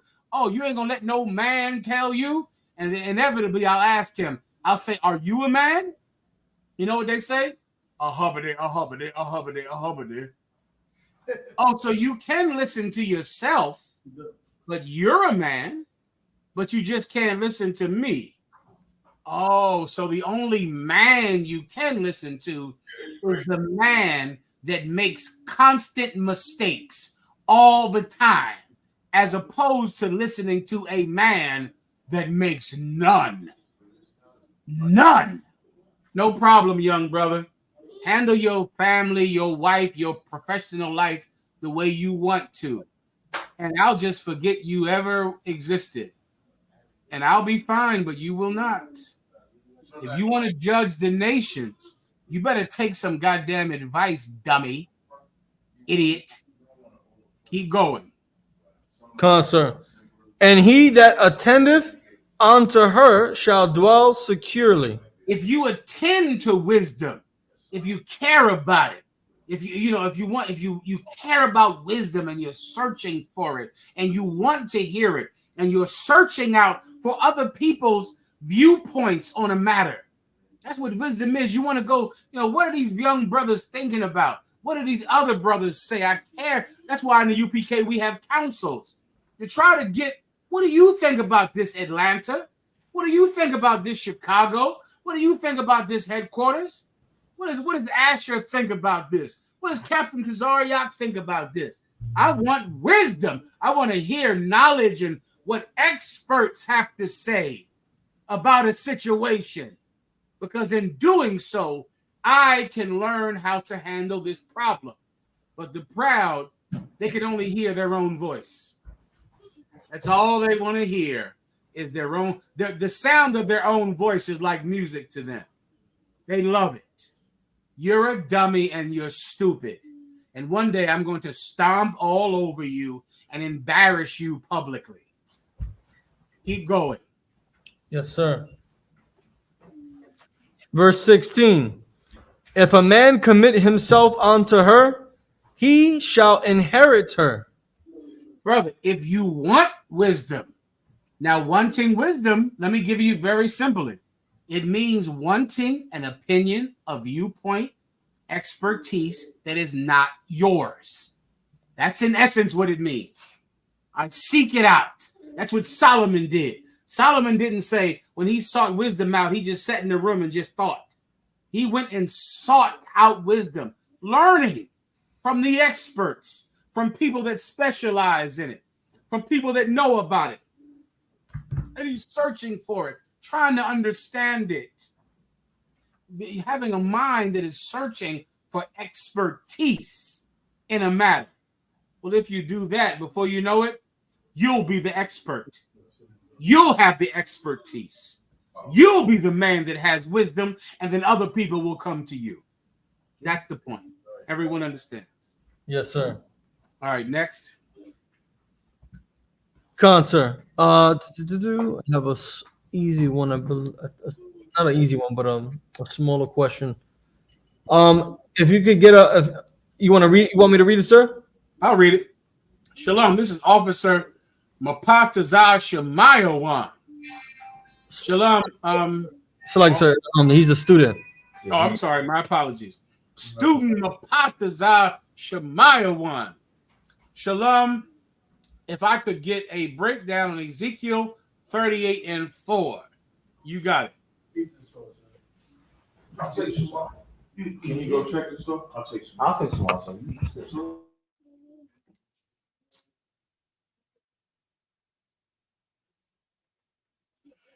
Whenever you got it, you can read it, Warriors. Also, I want to get into that video that Captain Desariak went in. You can break it down too, Captain Desariak, since you're here. Yes, sir. You can break down that video, all right? We'll try to get it quickly. Go ahead. Read Bubba Shaw. Ezekiel chapter 38, verse 4. And I will turn thee back and put hooks into thy jaw, and I will bring thee forth and all thy army. If I could, for time's sake, let me break it down for you, Mapatazar. This is speaking about Russia. This is saying that Russia was attempting to swim in the direction of peace, to swim in the direction of glasnost. Someone ask Alexa, what is glasnost? You got it, Asher? I'll ask. Alexa, what is glasnost?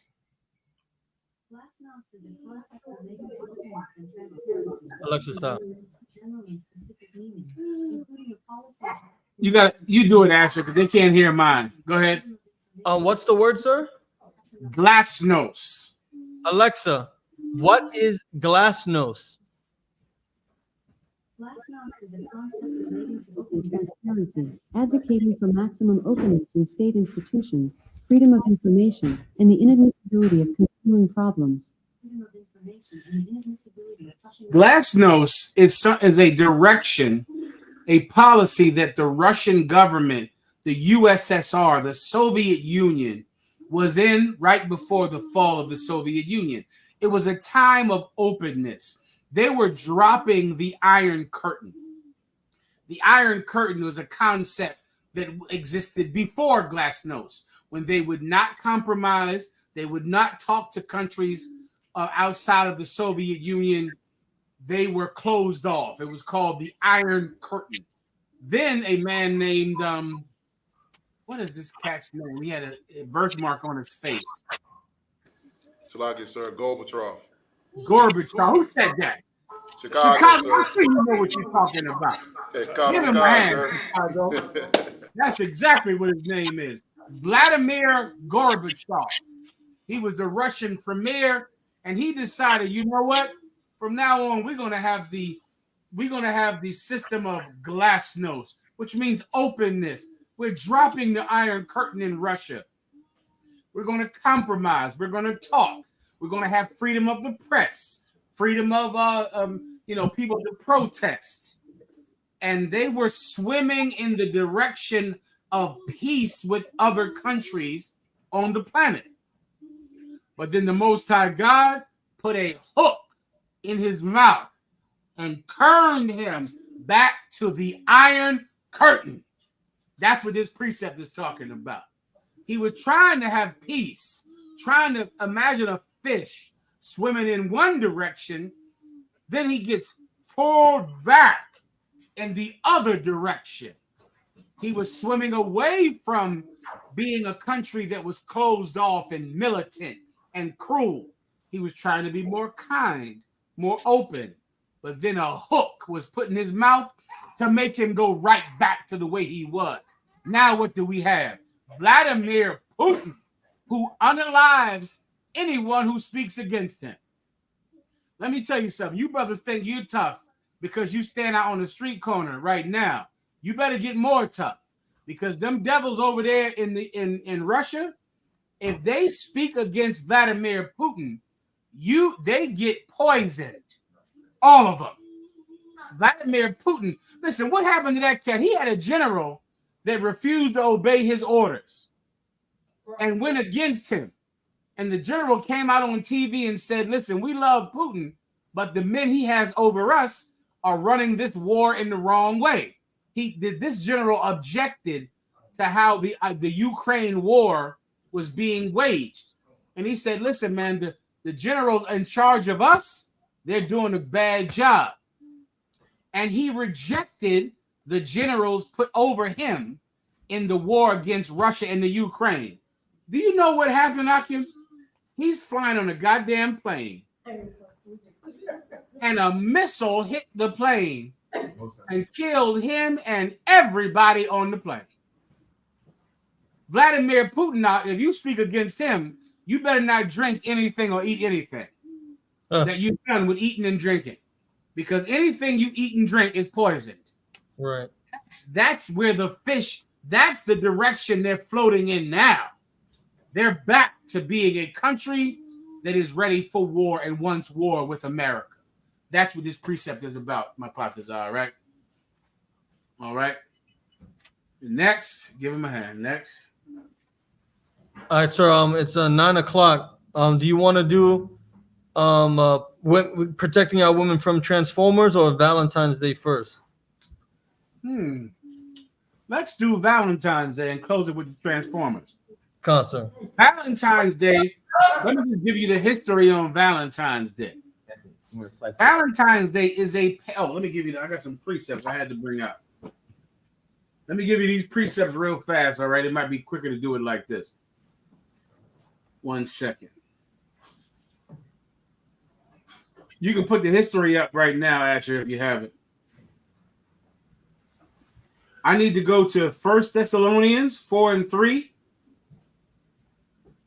and James 4:2.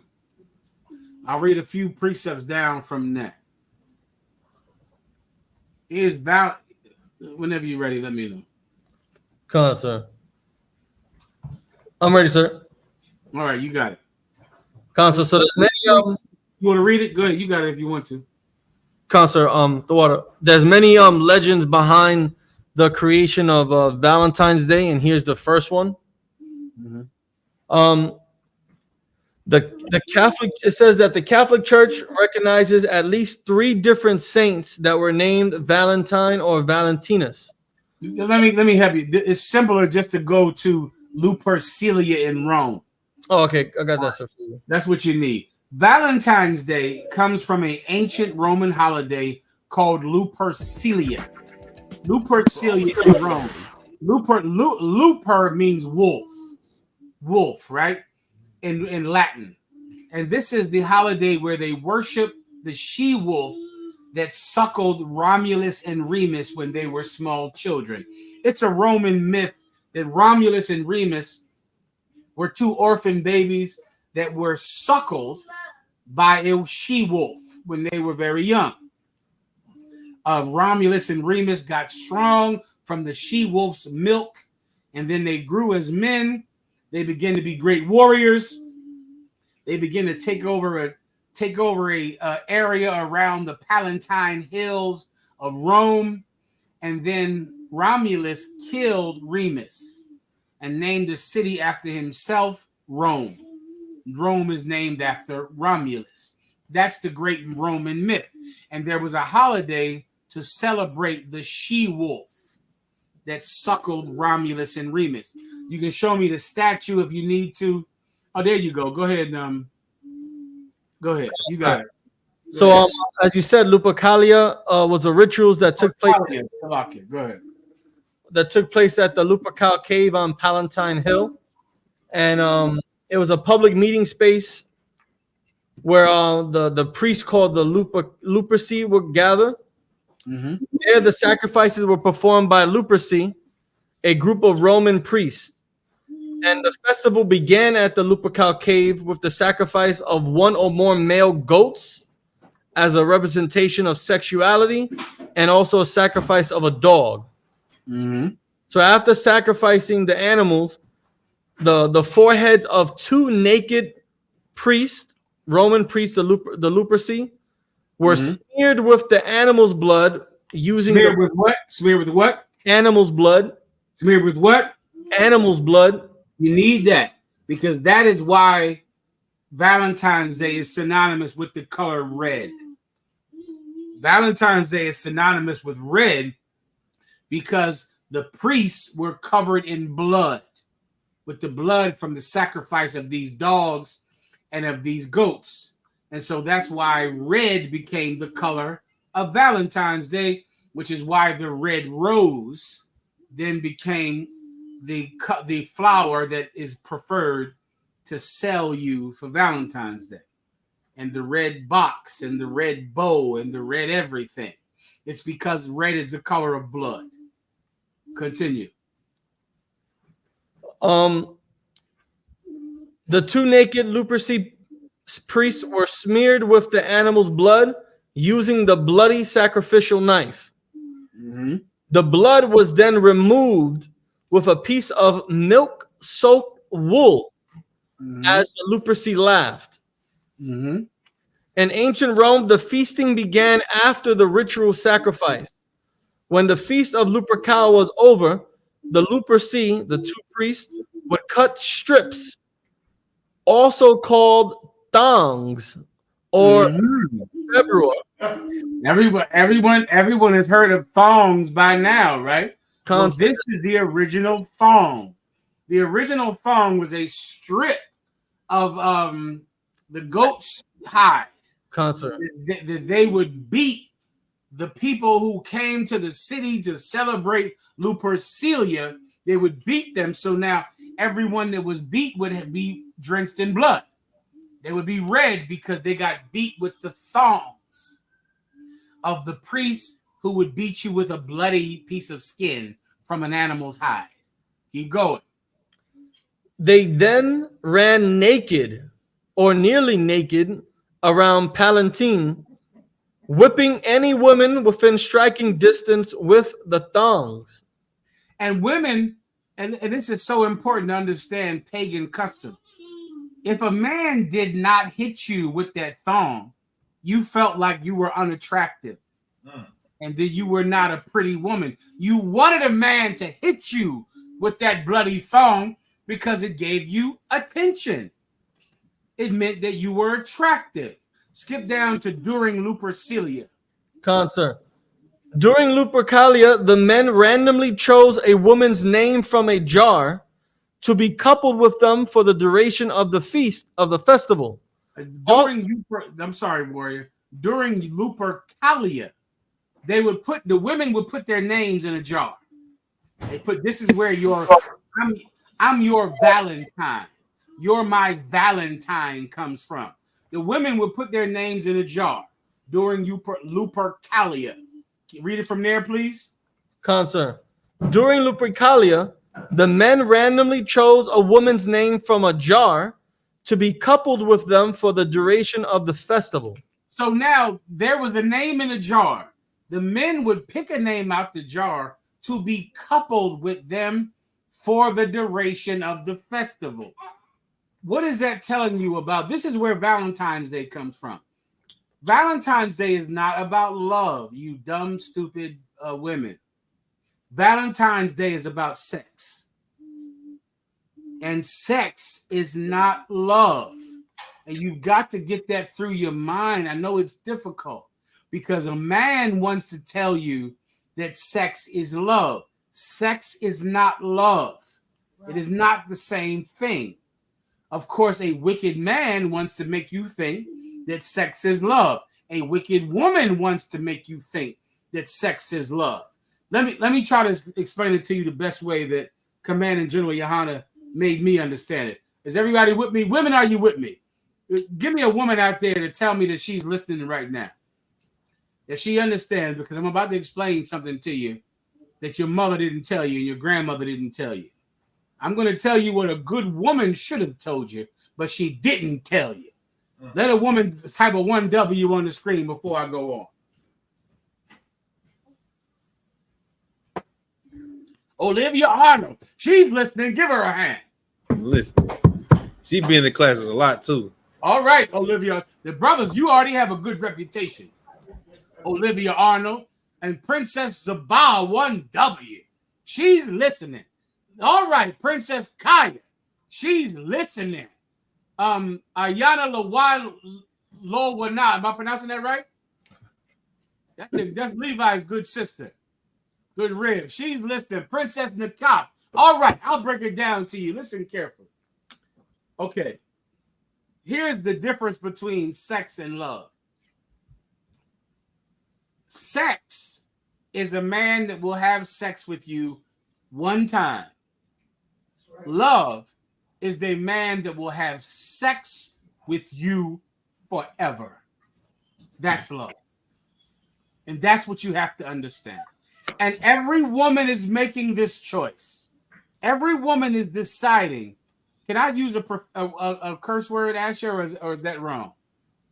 It'll probably be best if you don't, sir. This is what you have to understand. Either you want to get tear fire. Say again. Tear fire. Either you want a man to tear fire to you one time, free promo, or you want a man to tear fire to your tail forever. That's love. Love is not sex for Valentine's Day. Love is sex forever. And every woman has to choose. It's a choice. What this is Soleil Rodriguez saying, what woman in her right man wouldn't want that forever? Give her a hand. Soleil Rodriguez. That's a good man's wife right there. That's a good priest's wife. Sisters, that's the choice every woman is making. Every woman, I don't care what you look like. You could have sex on Valentine's Day. Every woman could get it. Every woman that wants sex on Valentine's Day could get it. But you are foregoing and forfeiting sex forever. And you have to choose. It's a choice.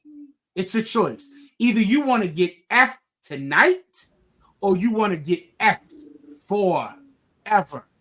In the UPK, we're offering you forever.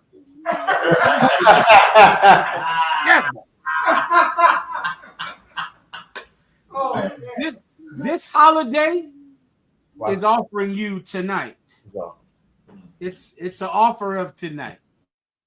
Read during Lupercalia, please, again, Asher. Come on, sir. During Lupercalia, the men randomly chose a woman's name from a jar to be coupled with them for the duration of the festival. Often, the couple stayed together until the following year's festival. Many fell in love and married.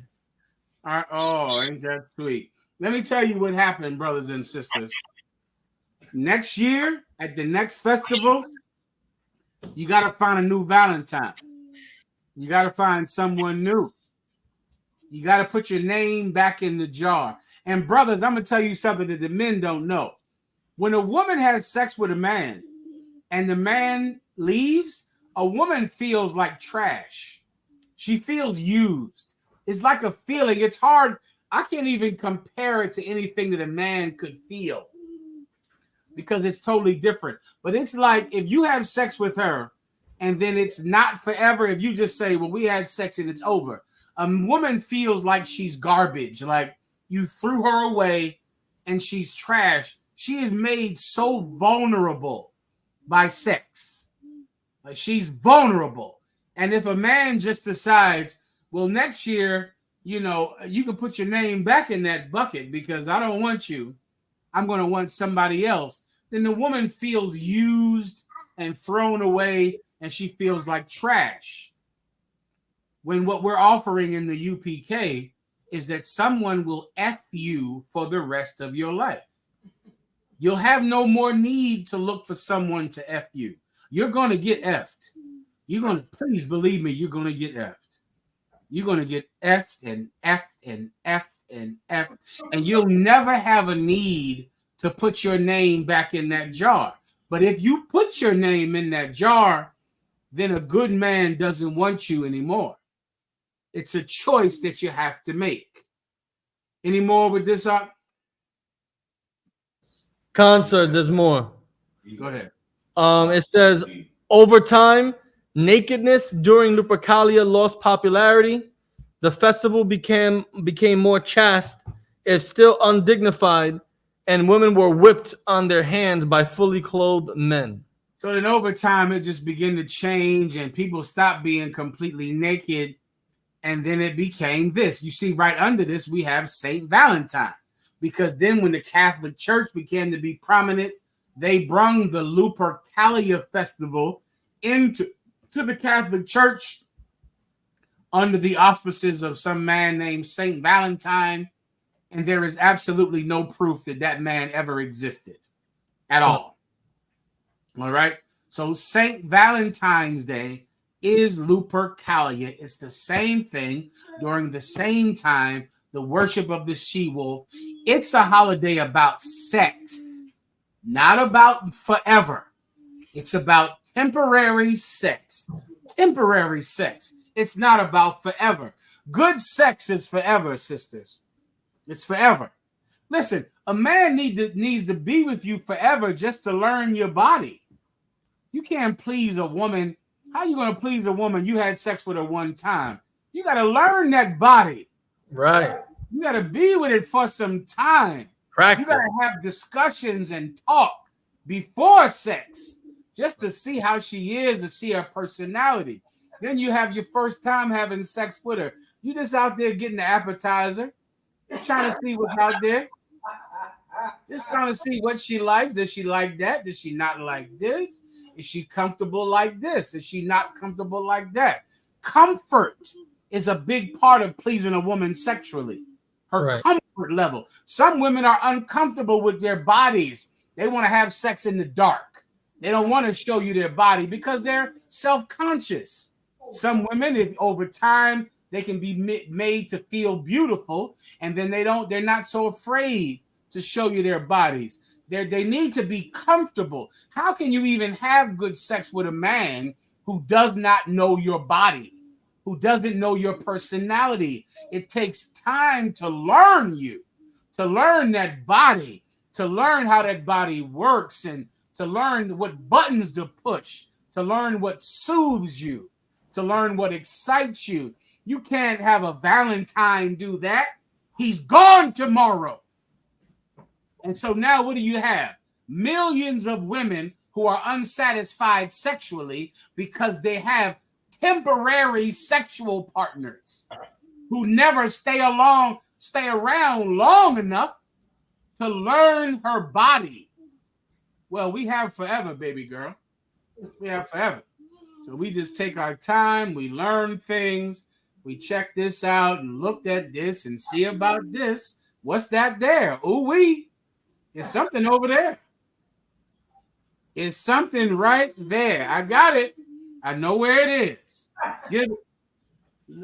What's the sister's name? Zataya Rice, the water for my Lord, because he makes me feel loved every day. That sister has a good husband. Give him a hand. Give him a hand. That's what we're trying to offer you sisters out here. Okay, what do you want, a Valentine? Well, you'll need a new one next year. Next year, you got a new one. Everybody understands. All right, that's all I can do for you, all right? So now, what else do we have, Action? Well, as we get into it, I want to play a quick little intro to the topic at hand now. Please.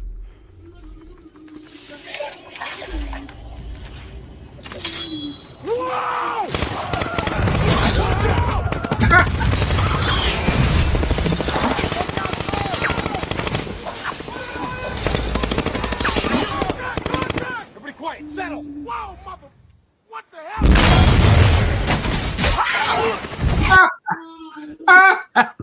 This is Asher fighting the Transformer.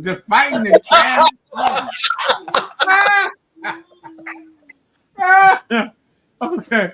Well, this is what Captain Desaryak broke down. Captain Desaryak, you want to go into it?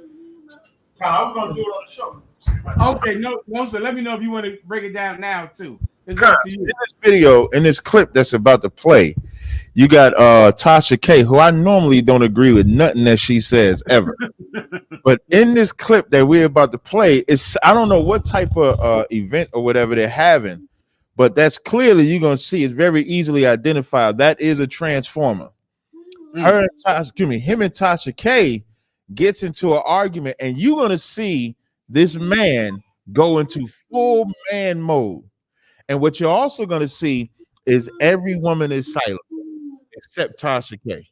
And Tasha K is going to go in on how you're a man. And when she tells that Transformer that he has a penis, he going to stand up. He going to call her all type of B words, everything. She has to call other men to come and protect her. Now, the flip side of that, if that was a natural male, as they say, every stage would have forget about it. Not gotten away with that when he did. That's all, Salaki. Go ahead, bring it. Go ahead and play it, Asher. Woman. It don't matter what you want. It does, yes, I want. Okay, can you have baby? And I don't want none. Okay. Got two of them already. By who? By who? What you They came at the house. Don't take my money. Don't take my money. Don't take my money. I got three niggas. You're not finna do that. Look, Transformer took the shoes off. Y'all see that? I didn't even notice that. Why? Bring it back. Why? Bring it back. Right. That's good. That's good right there. Why? I got three niggas. I got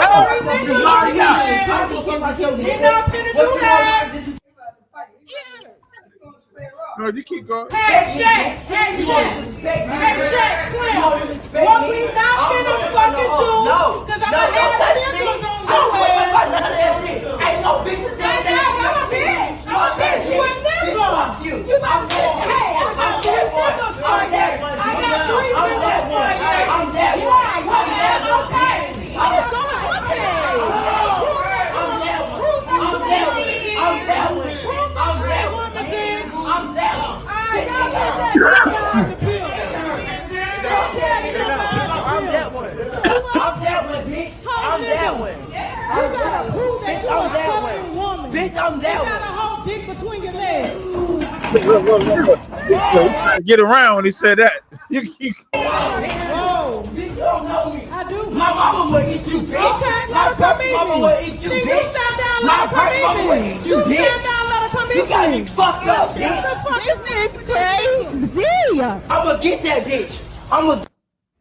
Well, guys, that's the clip. clip. Let me tell you something. Give Captain Desire a hand. He broke this out to me today. Let me tell you, this is so appropriate to play on Valentine's Day, and to show women. Let me tell you, this is a man who hates women. He hates them, and that's something that no one will tell you about these Transformers. No one but Commanding General Yohana. These men do not become women in dress and in shoes and in appearance because they idolize women or because they admire women. They dress like women because they think that women are deficient, that women are evil and ugly, and they think they can do a better job at being women. Right. They think they can be better women than actual women. And so many of them want to assault women. You remember what happened in Mexico, Desire? You remember that story? Well, that transformer went to Mexico and fought a woman and unalived her in Mexico. Who remembers that story?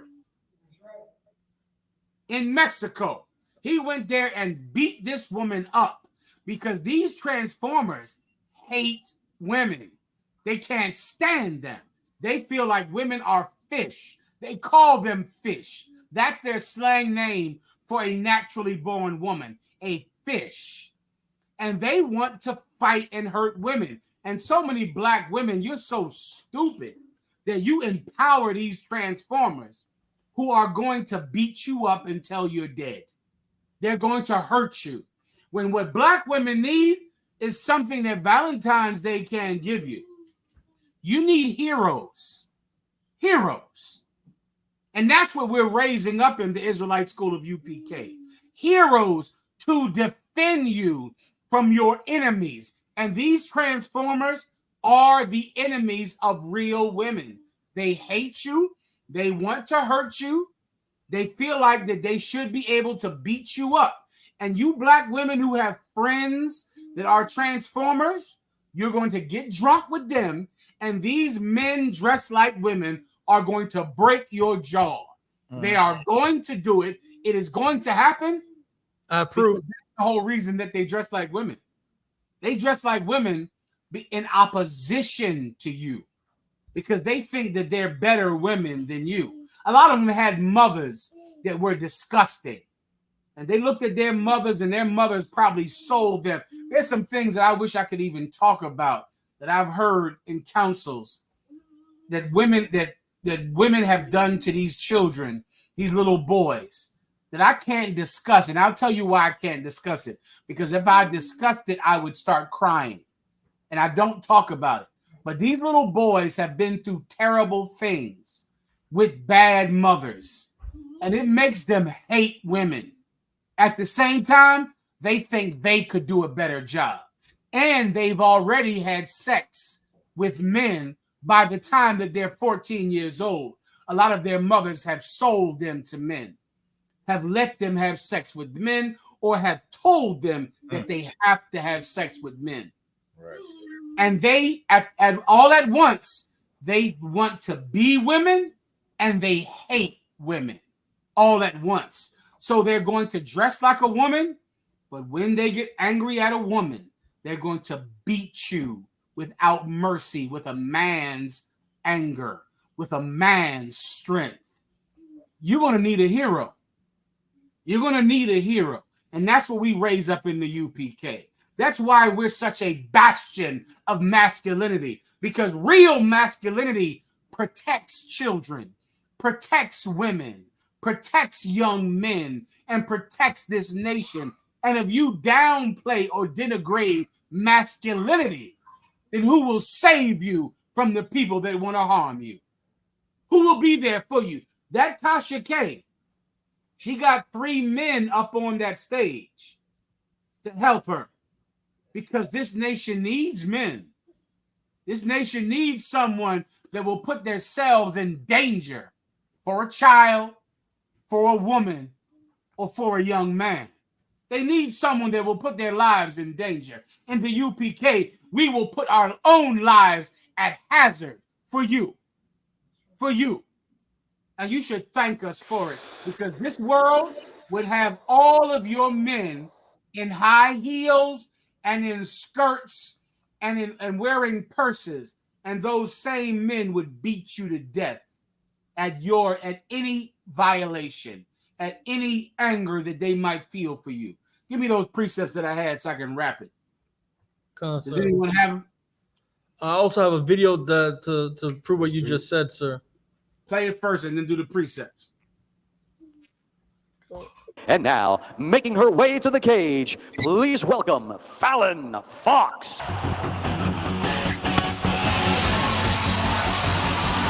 How do I expect to fight in? Let's go with that. What do I think about my opponent, Eric Newsom? He's a pretty strong fighter. I don't think she has the technique of beating. So I'm just going to take it to her over and over again until I win this fight. Let's welcome her opponent to the cage, Erica Newsom. I feel really well. I've been training really hard for this opportunity for a long time. And look at this girl. I mean, Physical specimen, man. Wow. great shape. She's solid, she's tough, and she's ready to go. She doesn't want Fallon taking home that $20,000. Good throws and reversals by both fighters. These girls are getting right into it. Fox delivering the knees, and that's it. Fallon Fox. Holy cow. Game over. Wow. And a quick finish to our first. How you feeling right now? I'm feeling excellent. That was sweet. Go ahead and play that, Asher. Go ahead, play that. What? That's it. That's his voice. How you feeling right now? I'm feeling excellent. That was sweet, huh? Did you like that? Yeah! And I want to tell everyone else, I'm coming in this tournament. Every woman in this tournament better look out. I'm freaking coming. You heard it here, everybody. Fallon Fox coming for you in the ladies' tournament. Advance to the next. This is a man that joined the UFC women's tournament and went and whooped this woman in about 5 seconds. And of course, he feels, great, like he's Muhammad Ali. This man is not a hero. He's been taught to beat women and to fight women, and you should look into who his mother is.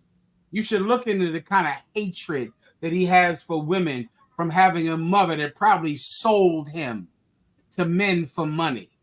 And now in his mind, he'll just beat every woman to death because of his mother, because of his mental illness.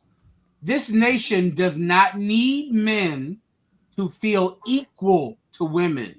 This nation needs men that feel as if they are the protectors of women, the protectors of children, the protectors of young men. And that's something that only Commanding General Johanna is doing. He's the only one that's doing it. Valentine's Day, turning women into a sexual object, into something that's just a naked sex object, devalues women, and it makes it easier for people to hurt them. Women are always the prime victim of serial killers and abusers for one reason. Women cannot protect themselves. And the only protection a woman has is from a man that loves them. Right. But the UPK has men that love their women. You're not allowed to abuse our women. You're not allowed to abduct our women. You're not allowed to fight our women in the UFC ring and get away with it. You can't do that to our women. You can't kidnap them. You can't abuse them. You can't do that because our men are raised to be heroic, to be heroes. Now, so many of you stupid bitches, you think that a man should be equal with you. Well, the Transformers are equal with you, and they're going to beat you to death because they're equal with you. In the UPK, men are not equal with women. Men are bred to risk their lives for women, children, and young men. And in that way, this family can be safe. Right. Equality hurts the protection of families. In the UPK, we teach you to be a hero, to be heroes. Give me those two precepts so I can wrap it. Come on. Time check. It's a 9:29. Keep going. Read the precept. I didn't hear. I heard Corinthians 4 and 3. That's all. I was doing something when he asked. Did it? Job, sir. Corinthians 4 and 3. I didn't hear him say it. You have it? Did Slocky, sir? Did you give the precepts that you wanted, sir? I did. Let me get them again. It's all right. Hold on. No, I didn't hear him clearly. First Thessalonians 4 and 3, and James 4 and 2. Start with James 4 and 2. James chapter 4 verse 2. Ye lust and have not. Let me tell you, Valentine's Day is a holiday not for love, but for lust. You lust and you still don't have a Valentine. You lust and you still don't have someone to touch you, to hold you, to give you flowers on Valentine's Day. You lust and you still don't have. Keep going. Yes, sir. Ye kill and desire to have and cannot obtain. You kill and desire to have and still can't get it. That's what all of these holidays force you to do. You're willing to hurt people, to unalive people, just to satisfy your lust, and you still can't achieve it. Valentine's Day is the pursuit of lust, not love. That's what that Cupid is about. That Cupid in Greek, his name is Eros, and he pricks people with an arrow to pierce them with the lustful desire to have sex. And you still don't get it. You're willing to kill over it. You're willing to hurt people to get attention, to get someone to lay next to you, and you still can't have it. Keep going. Ye fight and war, yet ye have not because ye ask not. You fight and war to get your desires met, and they still don't get met because you don't ask. You don't ask. God is the end of your loneliness. God. The Most High will end your loneliness. I know you're lonely. I know you're sad. I know you want to be held at night and protected. God is the end of it, not your breasts, not your butt being on Instagram. But God will be the end of your loneliness, and he doesn't end it because you don't ask for him to end it. Keep going. Verse 3. Ye ask and receive not because ye ask amiss. And then those of you that do ask, you don't get what you ask for because you ask amiss, meaning you ask for the wrong thing. You ask for some man to give you flowers today, for some man to give you a box of chocolate. You ask to get F tonight when you need to ask to get F every night, every day, forever. You ask for the wrong thing. So even when you ask, you still don't get it. Keep going. That ye may consume it upon your lust. You see, even when you ask for someone to send you a man, to send you a boyfriend, you're really only asking to satisfy your lust. You don't want to obey a man for the rest of your life. You don't even want a husband. You don't want a man. You want someone to give you attention, to give you a card, to give you flowers today. But you're not willing to do what has to be done to get that man to be with you forever. So even when you ask for it, the Most High knows you're only asking to satisfy lust. What's lust? A temporary desire. Though it's strong, it's temporary. What is love? Love is permanent. Love never dissipates. Love never goes away. Love means you get fucked forever. That's what love is. Keep going. Verse 4. Ye adulterers and adulteresses, know ye not that the friendship of the world is enmity with God? Let me tell you where all this comes from. From you wanting to be like people in the world, you adulterers and adulteresses, you men who just want to have sex with a woman tonight, but you don't care about providing for her sexual needs forever. And you women who just want some new man to pay you attention tonight, but you don't want to be his woman forever. You get that from this society, from this place that teaches temporary affection, while God teaches permanent love. Give me the other precept. 1 Thessalonians chapter 4, verse 3.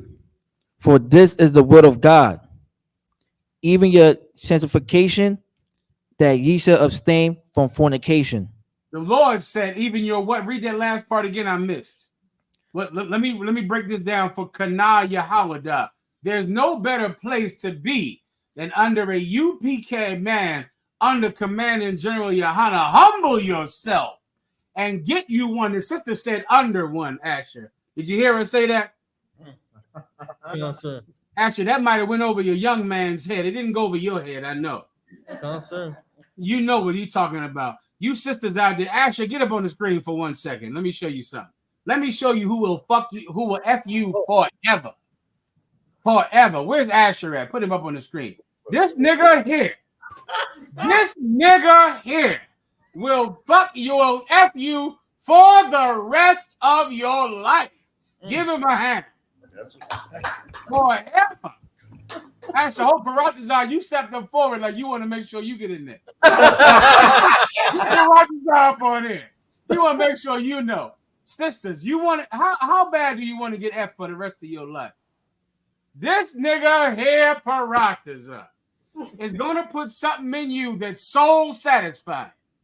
It's soul satisfying. It goes to a deep place in your soul, and it satisfies like soul food or like good soup when you're sick.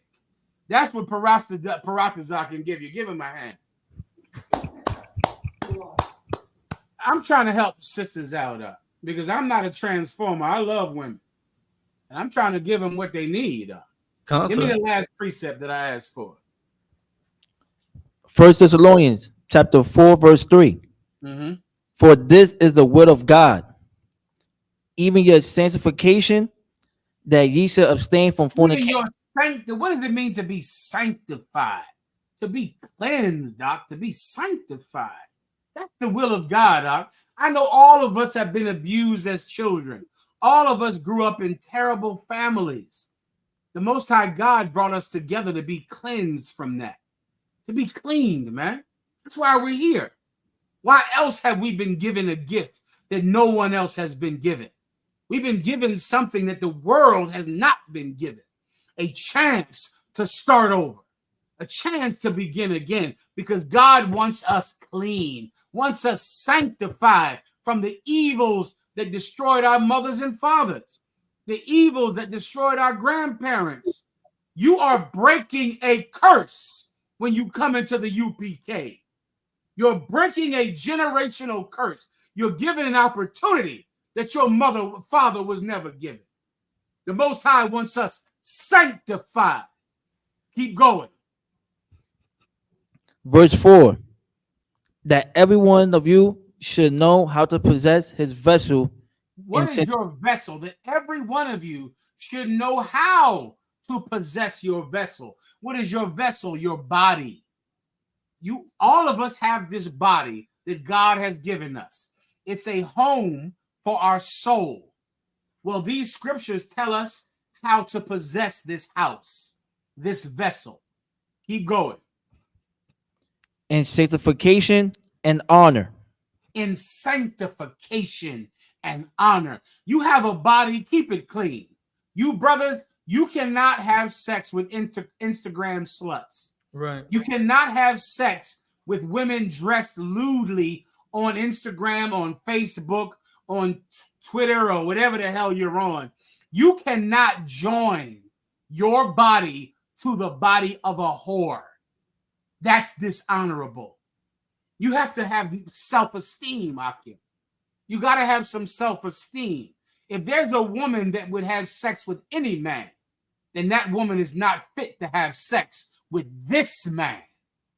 She can't be with you because she would be with anyone, which means she is not suitable for you. Why? Because I have this body at the price of my soul. God gave me this body, and he wants to see that I know how to behave in it. I'm not having sex with some slut because she dresses in a naked way on Instagram. Any woman that will be with any man should never be with you. She should never be able to have you. Let her go home and say, I was able to have sex with anyone on the internet but him. Him I couldn't have. Him he unfriended me. Him he blocked me. Him he wouldn't take on to my advances. Let that woman go say that about you. Then you know that you have this body with honor to the God that gave you the body. Keep going. Verse 5. Not in the lust of concupiscence. Not in the lust of concupiscence. Concupiscence is when you join with something that's evil. That's what concupiscence is the joining. So I don't have my body to join my body with any slut on Instagram, with any slut on TikTok. This is God's body that he gave me. I can't join it with any old thing, with any slut. I can't do that, man, because my body belongs to God. Do you know what will happen, brother? Women that want to be born again, that want to change, will know the only way they can be with a man of God is if they change. You'll change the society by turning down promiscuous women, by saying no to women who would have sex with anyone. You will discourage bad behavior and encourage good behavior. For those of you that have been paying attention, just know I always am. Keep going. Even as the Gentiles which know not God. Even as who? The Gentiles. Even as who? The Gentiles.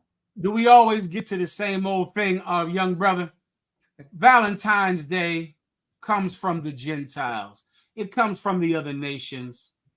This sexual deviance, being a transformer, comes from the other nations. Being a sexual deviant comes from the other nations. Christmas comes from our oppressor. All of the things that we think embody love really are just about lust. And it comes from the oppressor. What's the difference between lust and love? Lust is temporary. Love is forever. In the UPK under Commanding General Yohana, we're offering you forever. With that, I would like to say to Water the Captain, to Zaryak, Asher, Atlanta the Braves, Chi-Town, Chicago, give them a hand, Jerusalem, Harlem, New York, Asher, who makes all of this possible, Paratazaz, the doc. What's your name, young brother, in the front? Anthony. Anthony, you coming up well, young warrior. You keep striving for perfection, and maybe, just maybe, one day you will get to be one of us. Well done, brother. Well done. All right. Give him a hand. With that, Asher, you got it? Come on, sir. The class to pass over to priest and officer Parataza. Clap it up for the class. Men of Israel, we're going to get one courtesy salute. Men of Israel, Ahmad Shabbat, which means to stand. Amajum, Salakia. Ahmad Shabbat. Amajum, Barak. Yahba Hashem Yasha Rakata. Yazmatal, we're going to give one courtesy salute to the sisters. Men of Israel, Ahmad Shabbat. Amajum, Barak. Yahweh Shema Thamba Hashem Yasha. Yazmatal, class dismissed.